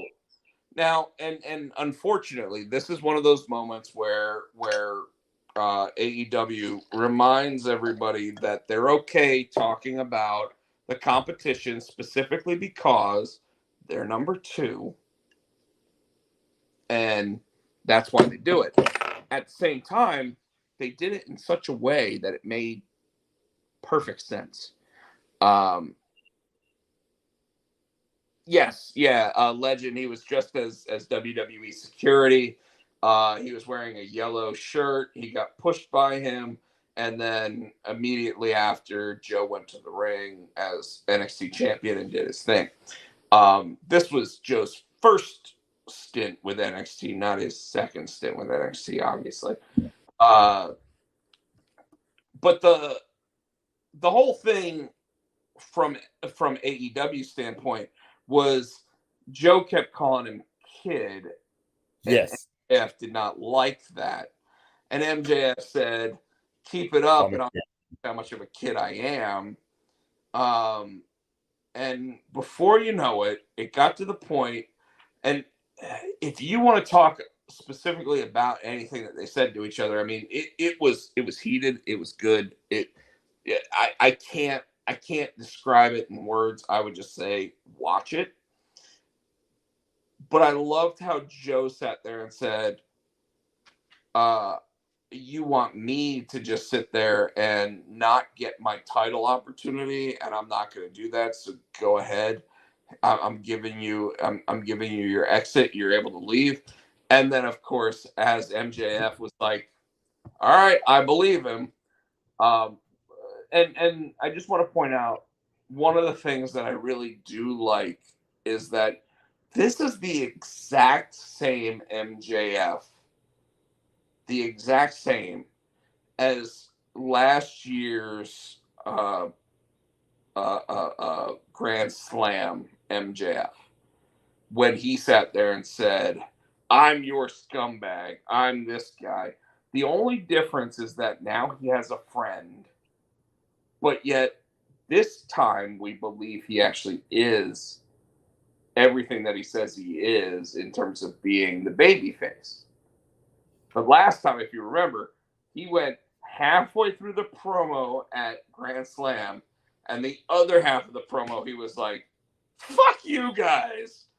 I hate every single one of you, and I am just as bad as you remember. You are trash. You are horrible. I am the devil." And now he just says he's the devil, and it's who's on the level of the devil, right? Yeah. And he's just he just has you bought into him, and he's fucking amazing now. Yes. And yet Joe, this is the first time, Tino, and I hate extending this, but it's the first time ever when it comes to MJF, or it comes to any pro wrestling world champion, that when I see the guy just sitting there like this, I look at it and I go, he doesn't fucking care. Like, normally they're sitting there like that because they're waiting for their opportunity to sit there and talk on the mic. And Joe is just sitting there like, run your fucking mouth. I'm going to do the nope when you hop over the top rope and I walk away. You know? I think that, yeah, I think that Joe and Joe was giving him a chance to save him, and it was almost like MJF put him over. Yeah. He actually said, I respect this guy. He's good. He's actually great. I actually probably should fear for my life. Like, he did everything that a baby face is supposed to do to get a heel over. I think it was also too trying to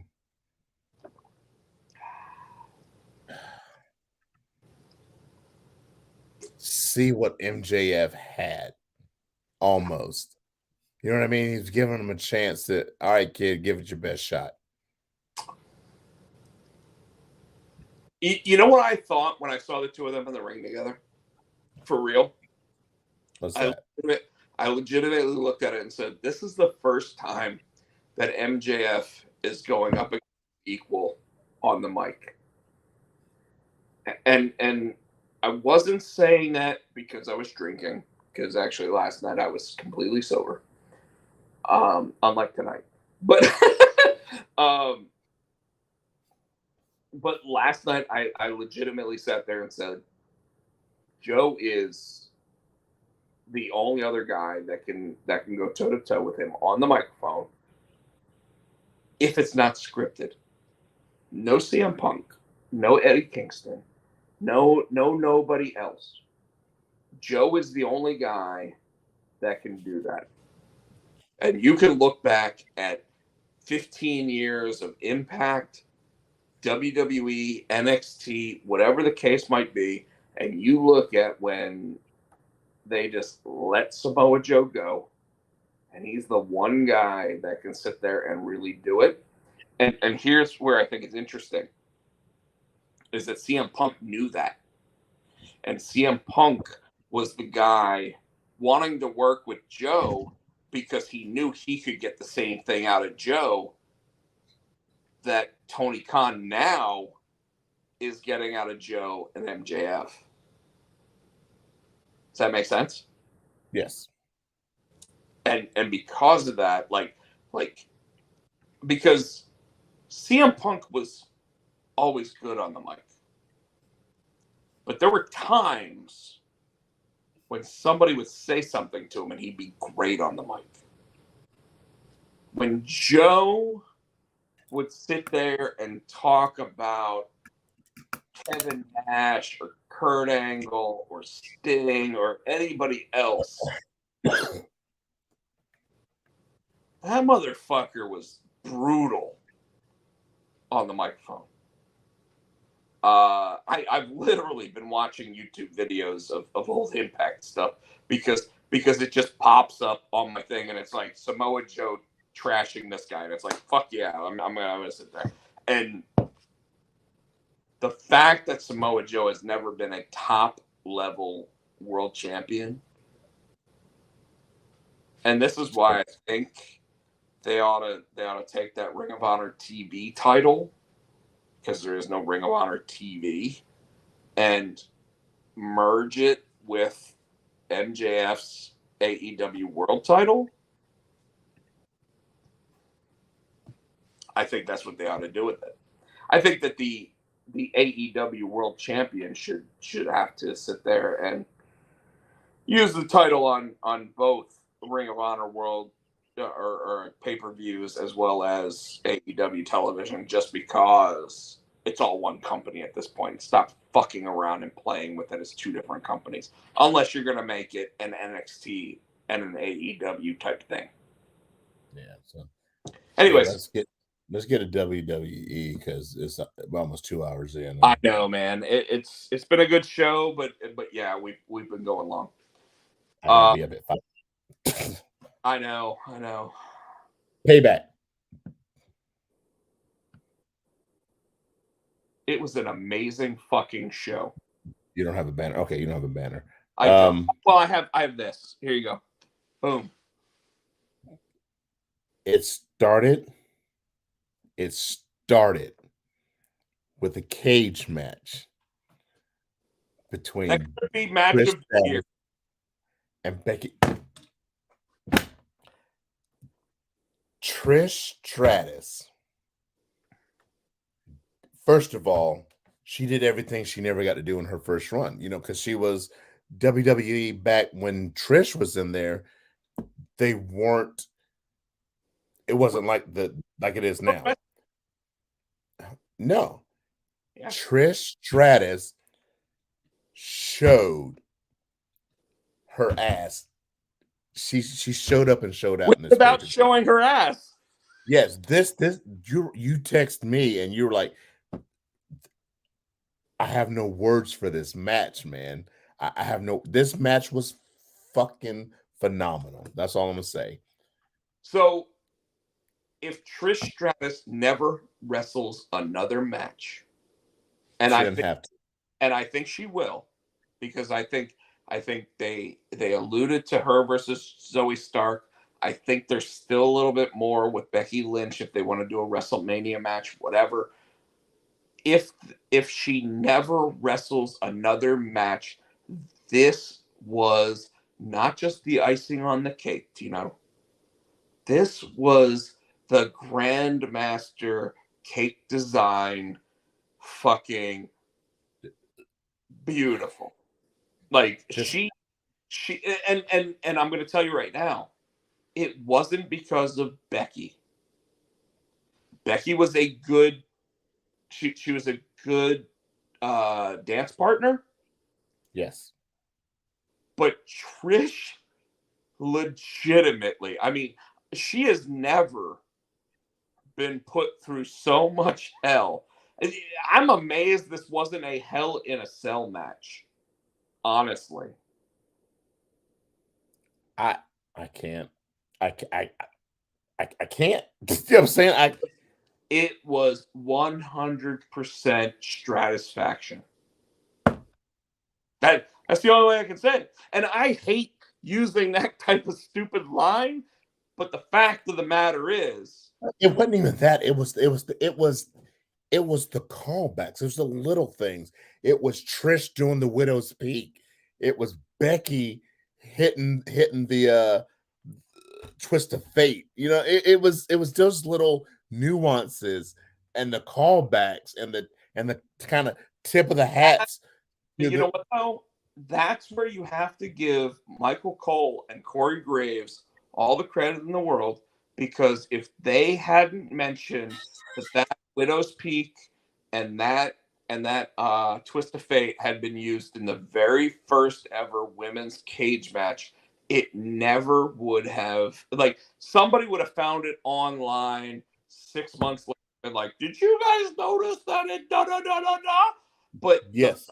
but But true, even if he hadn't said that's where they were, I knew, oh my God, that was a throwback to an old diva finisher. You know, they're paying respect. They're paying homage to Lita, to, you know what I'm saying? to Even to if that, a friend of the show, Lisa Marie Varon. Absolutely. yes. So You know, yes, that yeah, match, I can't say enough good things about that match. that and then after the match ended, Zoe Stark coming in and Trish Stratus slapping her. And here's what's funny. For whatever reason, so I was sitting there watching the show with our friend Jason, not Jason that you know, who knocks on the bathroom door when nobody's at the house, but but our other friend Jason and our friend Terrence. I sat there and I was like, You watched that shit at Ruckus with no sound. no, I watched it here at my house. We watched it here. Oh, We had a group of people. You said you weren't in town, so I didn't invite you. But yeah, I was in Hickory. Yeah, but um, but I kept joking that so many people kept taking their shirt off during the show. Like there was like 6 people took their shirt off during the show, yeah. and it started with Zoe Stark having the one that said "Thank you, Trish," and she pulled that thing off, and I was like, "We're gonna get a show," but we didn't get a show. And she actually was able to keep it down below where it needed to. Even if she had taken it off, there wasn't anything underneath that. No, there. But anyways, But I think also too the other crazy spot that Trish did in that match that I have to, when she went over the rope and she hung upside down. Well, that from was that one. cage. That was one. She obviously had a welt on her Oh my forehead God. backed into the cage, so Yes, it was real. She took a bulldog off the top of the cage. She took a manhandle. the manhandle slam. I'm sorry, was off the top row, top Top rope. top rope. But Yeah, then she also took a superplex off the top of the cage. And these are things that Trish Stratus probably didn't sign up for. but she did it. And she, I mean, to this day, she is still one of the most amazing looking fitness models in the world. She is someone who is completely into yoga and has her own yoga programs and everything else. And yet, for whatever reason, they're able to sit there and she probably calls them and says, you know what? I think I'm ready for like 3 or 4 matches. And then she does this. And you're like, if I leave and I come back, is that the bar I have to stand up to? Because I can't do that. But yeah. But So then we have John Cena comes out and he's, gonna make himself the guest referee. Miz comes out and goes, I'm sorry, Miz, I've never hosted before. You've done all this. What do? You gotta get involved. You gotta do this. He goes, like, making myself the guest referee. He goes, you don't have any referee shirt. And the guy comes up and gives him a referee shirt. And so he ends up refereeing. Huh? he said, now I do. Yeah. So he ends up refereeing the match with LA Knight and The Miz, which was a good match too. Solid match. And you know what? You're never going to have a match that includes The Miz or even LA Knight for that matter that you go, that's a 5-star match. But you're going to have one that sits there and goes, that was fucking entertaining. I enjoyed it. Like, nothing about that match made me think this couldn't be a WrestleMania match. You know what I mean? But at the same time, nothing take about it easy. nothing about the match made me think that either of the guys were going to get hurt. Yeah. Third match, Ray and Austin Theory for the U.S. Championship. We knew that was him. The whole time we were watching that match here, I'm going to go ahead and explain this. Jason and Terrence were both sitting there going, LWO is going to turn on Ray. And if you notice, they were all wearing black and white, and they were wearing stuff that said PWO for Pittsburgh World Order, by the way, because they understand that the LWO is not as over as they want it to be. However, what's interesting about that, and this is where all of a sudden I started going, shit, they might actually turn on him, and they might go with Austin Theory, is the fact that Rey Mysterio was wearing black, but he was still wearing the green, red, and white of the LWO on his outfit, but Austin Theory was wearing all black and white. So it had me suddenly thinking, what if they kicked Ray out by bringing Austin Theory into the LWO? Like, wouldn't that be interesting? But the fact that he was wearing all black and white, they were wearing all black and white, and Ray wasn't, really kind of like made me think, okay, maybe Ray's got it. And then Ray won, and then they lifted him on the shoulders, and I was like, oh, please do it, please, on the ramp, sit there and finally just drop him. And they didn't, and I was like, they're missing something here, because everybody is waiting for the LWO to turn on Rey Mysterio. Yeah. Okay. Everybody -1. Undisputed, which I'm surprised this was this early in the night, but the Undisputed Tag Team Championship, Owens and Zayn against the Judgment Day, which they needed the help of 5 people plus the dude you call the bobblehead. But did you see when he called? He's the thumb. It's the Judgment Day and the thumb. When he power bombed, when Kevin Owens did that package power bomb on that table, and that table did not break, and he's got a slit off it. First of all, he bended him in half over that table. The table didn't break, and he's gonna slit off the table. But then when he walked away, and Rhea speared the shit out of Kevin Owens. You were jumping over some of the best parts of this match, by the way.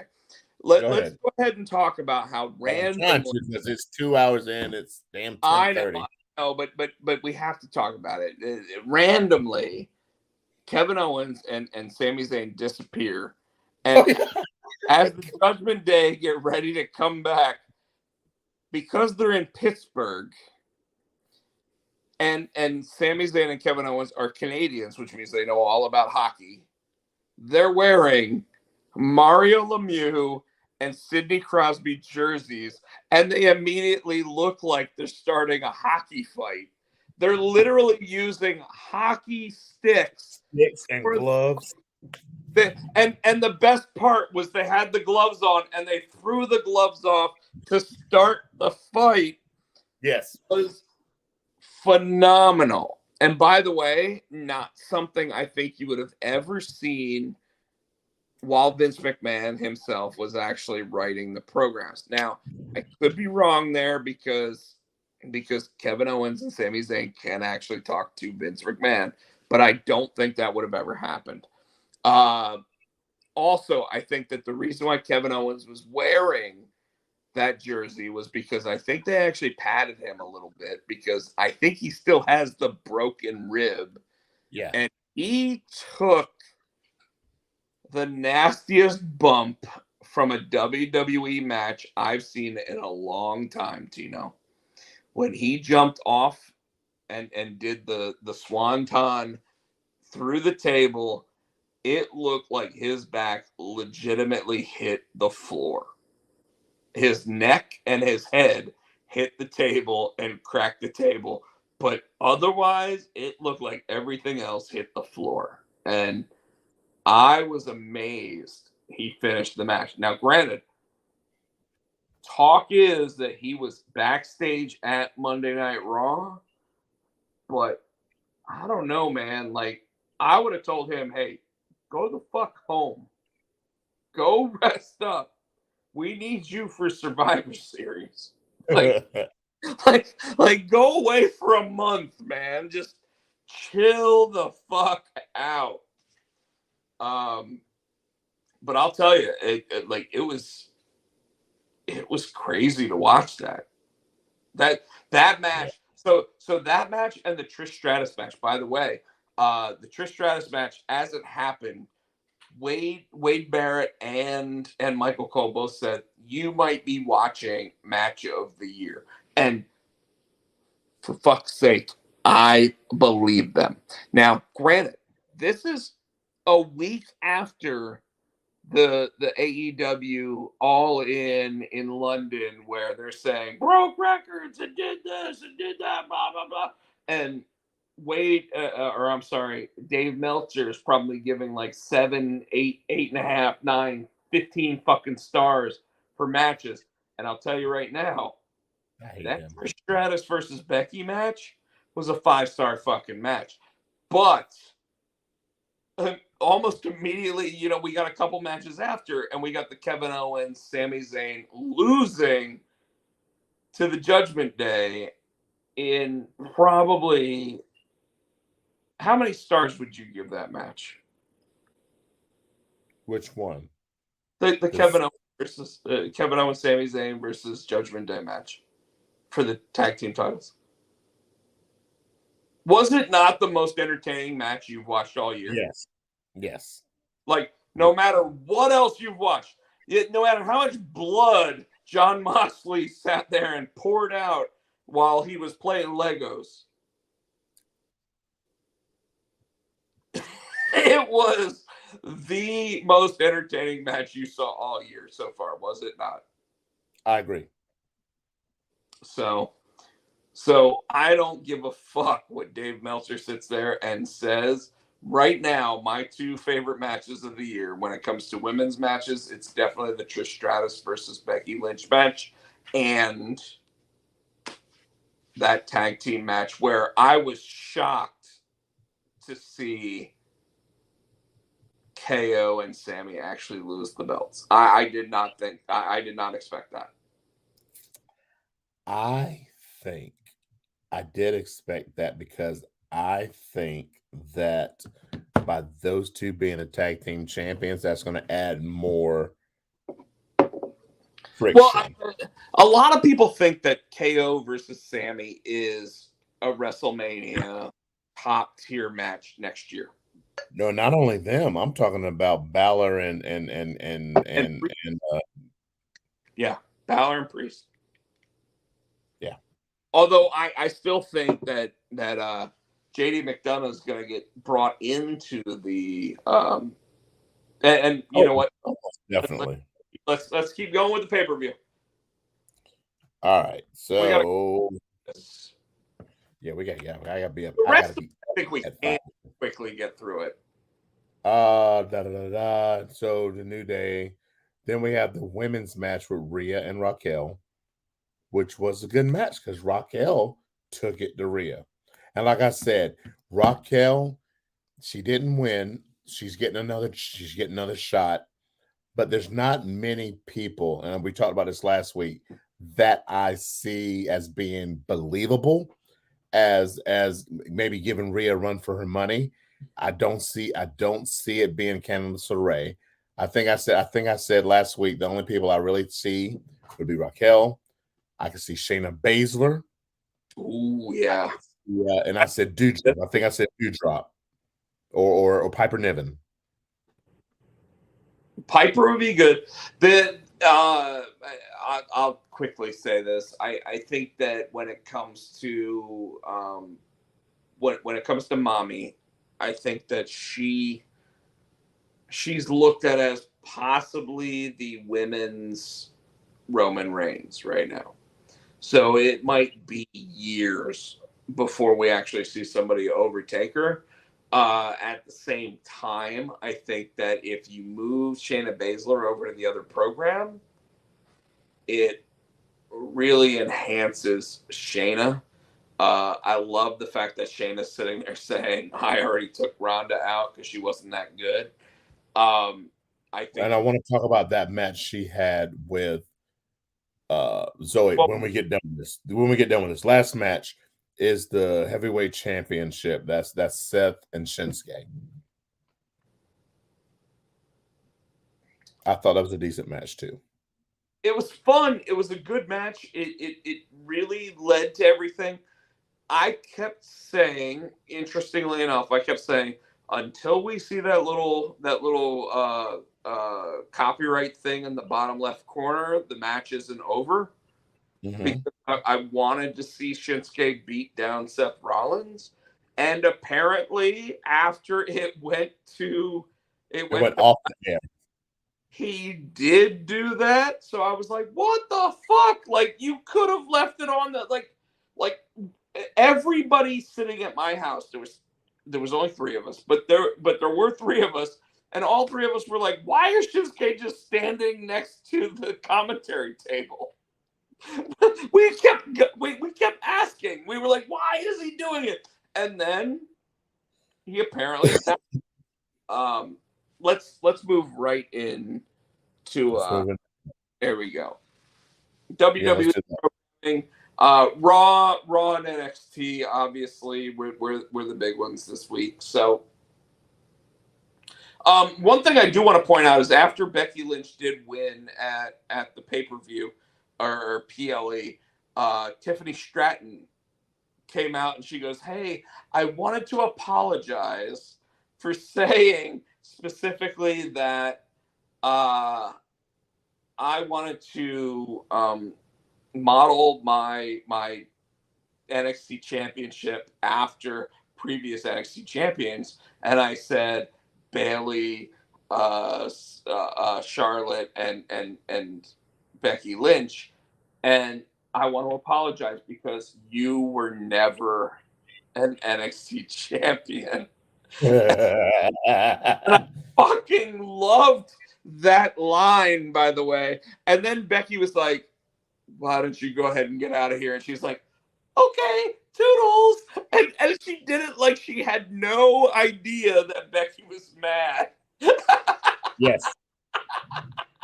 It was amazing, dude. Amazing. And they talked about it a little bit on Raw. Obviously, Tiffany Stratton did defend the NXT Women's Championship on NXT. But what happened on Raw, Tino? Which Raw? I mean, what do you want to talk about? Like I said, there's only a couple of things I want to talk about on Raw. Just The one thing about, obviously, because I forgot to say on the pay-per-view, the Grayson Waller effect had Cody Rhodes, who announced that now the newest addition to Raw was main event Jey Uso. So we started out Raw. I like the new music. Yeah, since day one, so whatever. So he came out. He came out. And so I'm trying to figure out if can you shut the fuck up? I can't. I'm sorry. I'm actually like. So he came out and I'm trying to figure out. I guess everybody's cheering him. He's going to be face. He came out, did his promo. Sami Zayn came out, and you thought that they were going to fight. They end up hugging it out. I'm trying to, but Sammy warned him that there's a lot of people backstage who is not happy that he's there, and over the throughout the course of the night, you got the Drew McIntyres, you got the bro dude pretty much not upset that he's there. And then later on he's walking down the hall and Adam Pearce came up to him and goes, "Well, since you're here, everybody's upset because there's going to be a trade to SmackDown because you're here. That wasn't why they were upset. Well, they're upset because of the bloodline thing. There. He's part of Yeah. the bloodline. But there's also somebody's getting traded to SmackDown. I don't care what anybody says, what you say, it's going to be Cody. Because Cody said Cody used whatever leverage he had to get Jay there. We all know what belt Cody's going for. He's not going to mess with Seth. We know he wants Roman's belt. Which is funny because, I mean, let's be real. During that, like when Adam Pearce said it, this is after Michael Cole already said, well, Wade, Cody used to be an EVP somewhere else. Yeah, he did. Yeah. And you know what? It's weird because it almost makes me want them to use Cody as an authority figure rather than as your typical wrestler. Maybe a authority figure that wrestles based on saying, well, he used to be an EVP. And I know they won't. I know they won't. All right. So but I'm gonna tell you, and for everybody out there, I haven't had the comments up, so I apologize. We're almost at 2.5. I want you to keep that in mind. It's 11:15. I gotta be at the 5. We're almost done. The thing that blew me away was at the PLE when Jey Uso came out and he was able to go like this with everybody, and you had 20,000 people in Pittsburgh doing this. I was like, that's the yes movement. And then to come out then like 2 nights later at Monday Night Raw and walk out through the crowd and then get in the ring and do the same thing where he was just going like this and get it. Yes. Now, and Bryan Danielson talks about this. He says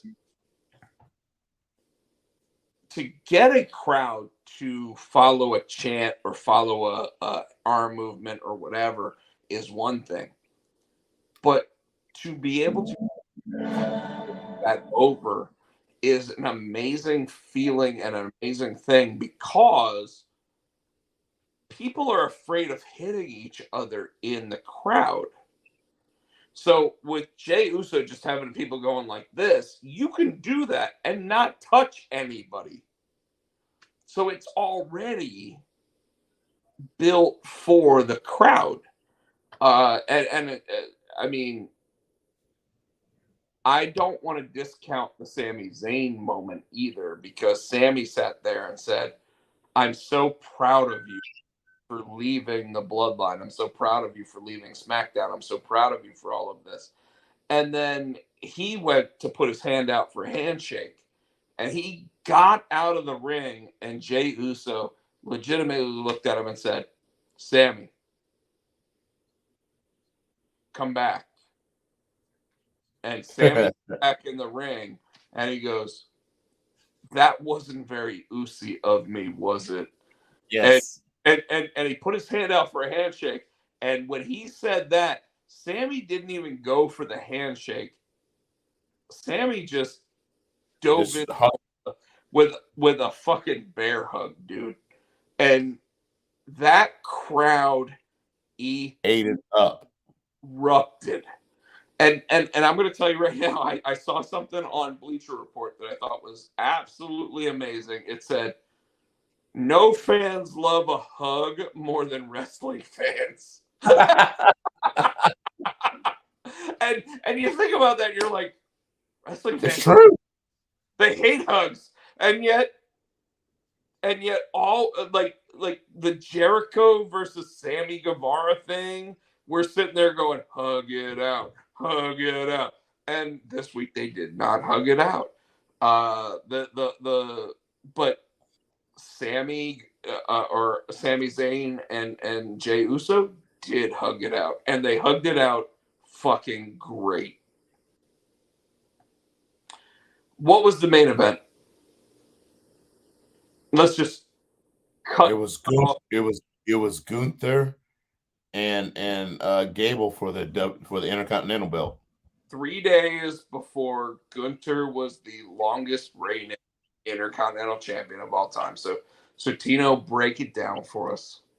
No, I'm upset that I knew they were going to do it because they're in the here lately breaking records.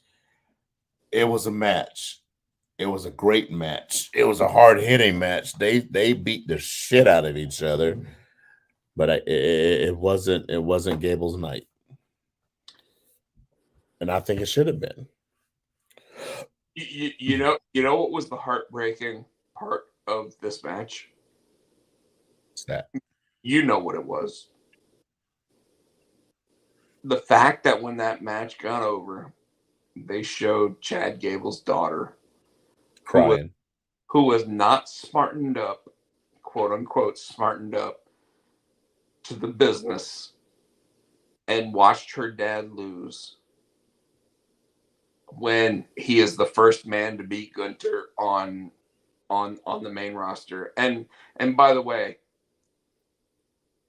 hell of a production value. That match was fucking phenomenal. The entire night sitting there showing all of the people that had held the Intercontinental Championship, from Razor Ramon to Stone Cold Steve Austin to The Rock to Bret Hart to Shawn Michaels, all of those motherfuckers, like watching all of that and then hearing that promo by Gunther where it's like, you think you're going to be the one that does it? Wow. And Chad Gable, by the way, they need to do the King of the Ring and let Chad Gable win the King of the Ring tournament. But I'm sorry, I don't mean to cut you off. Here's the deal. This is what I really think that they should do. I think Gunther now does not lose until he beats Seth Rollins or whoever has the World Heavyweight Championship, right? Yes. Relinquishes the Intercontinental, but this is what I've been saying all along, relinquishes the Intercontinental title. That way it keeps all of the prestige of it was never lost. And then they hold a tournament and Chad Gable wins the tournament. That's what I would do. Okay. Okay. And Gunther versus Seth, and Gunther chopping the shit out of him. His back won't take it, dude. He's gonna cut in half. It's gonna look like that third Highlander movie where Mario Van Peebles cuts like the dude in half. It's gonna only be one. Anyways, anything else you want to talk about? No, just that Becky Lynch is coming to NXT next week to face Tiffany Stratton for the NXT title. Do you think Becky beats Tiffany? That's a good question. The easy answer is yes. It's the only belt that Becky didn't hold. It almost makes me think that somebody shows up that hasn't been there before to be the Diesel to Tiffany Stratton's Shawn Michaels. What do you think? Yeah. Yeah. It makes the most sense, right? Yep. So,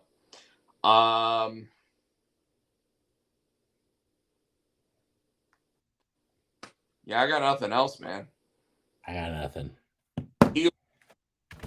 I guess for 10 seconds, what have you thought of heels so far? 10 seconds reminded me we lost Akbar. Was it Akbar? What wrestling legend just died? Admiral Akbar? Hold on. Crap from Star Wars? No. Who was when Sergeant Slaughter went Hill with their Oh, Iraqi? Who was his manager? oh, do we need to give 10 seconds? Yeah, he died. All right, let's give 10 seconds. Let me know when you're ready. Ah, crap. I gotta find my.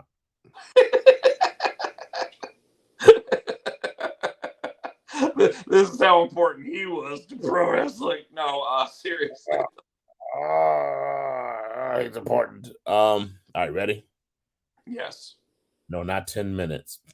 10 We'll be here for a long time. All right, here we go. And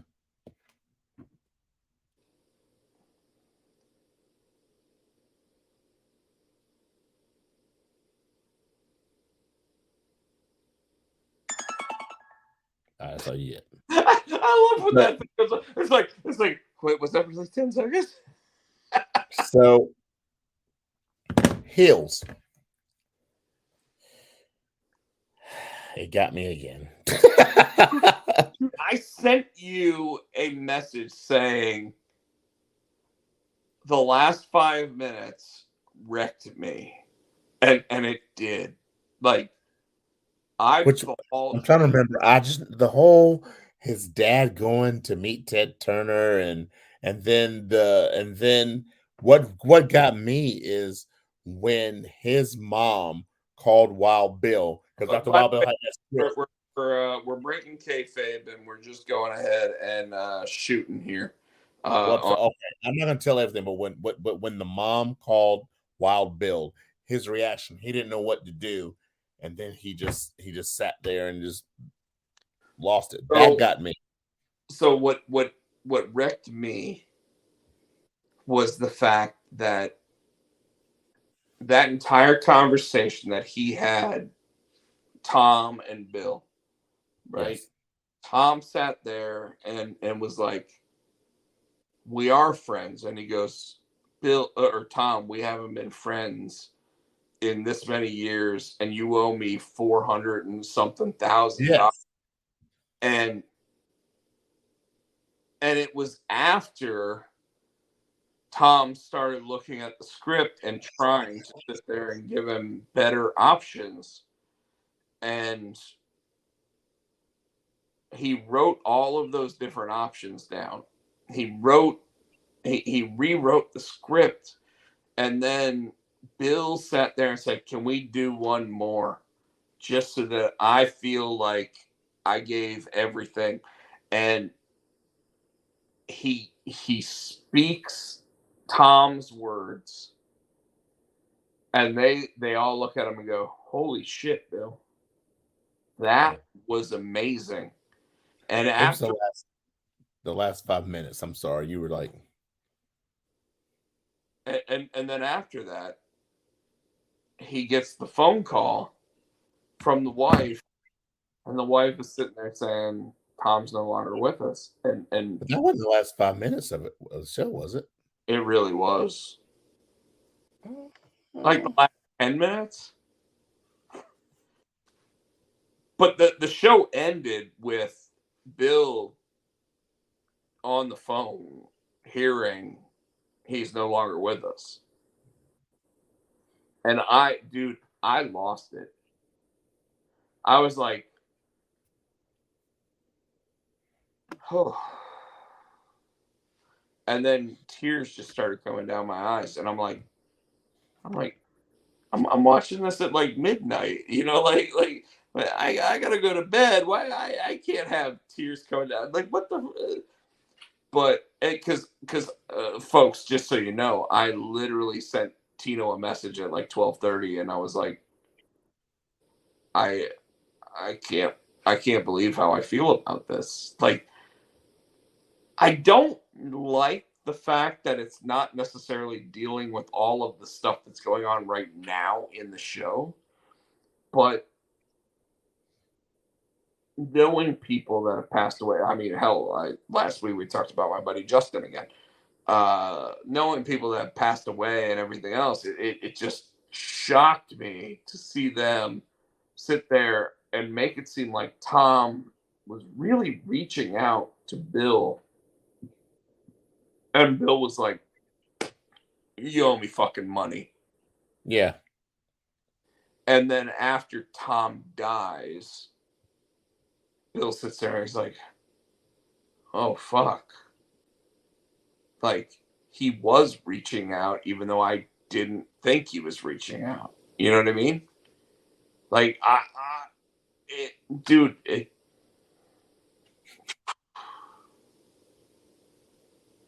Gotcha. we don't have time for it tonight, but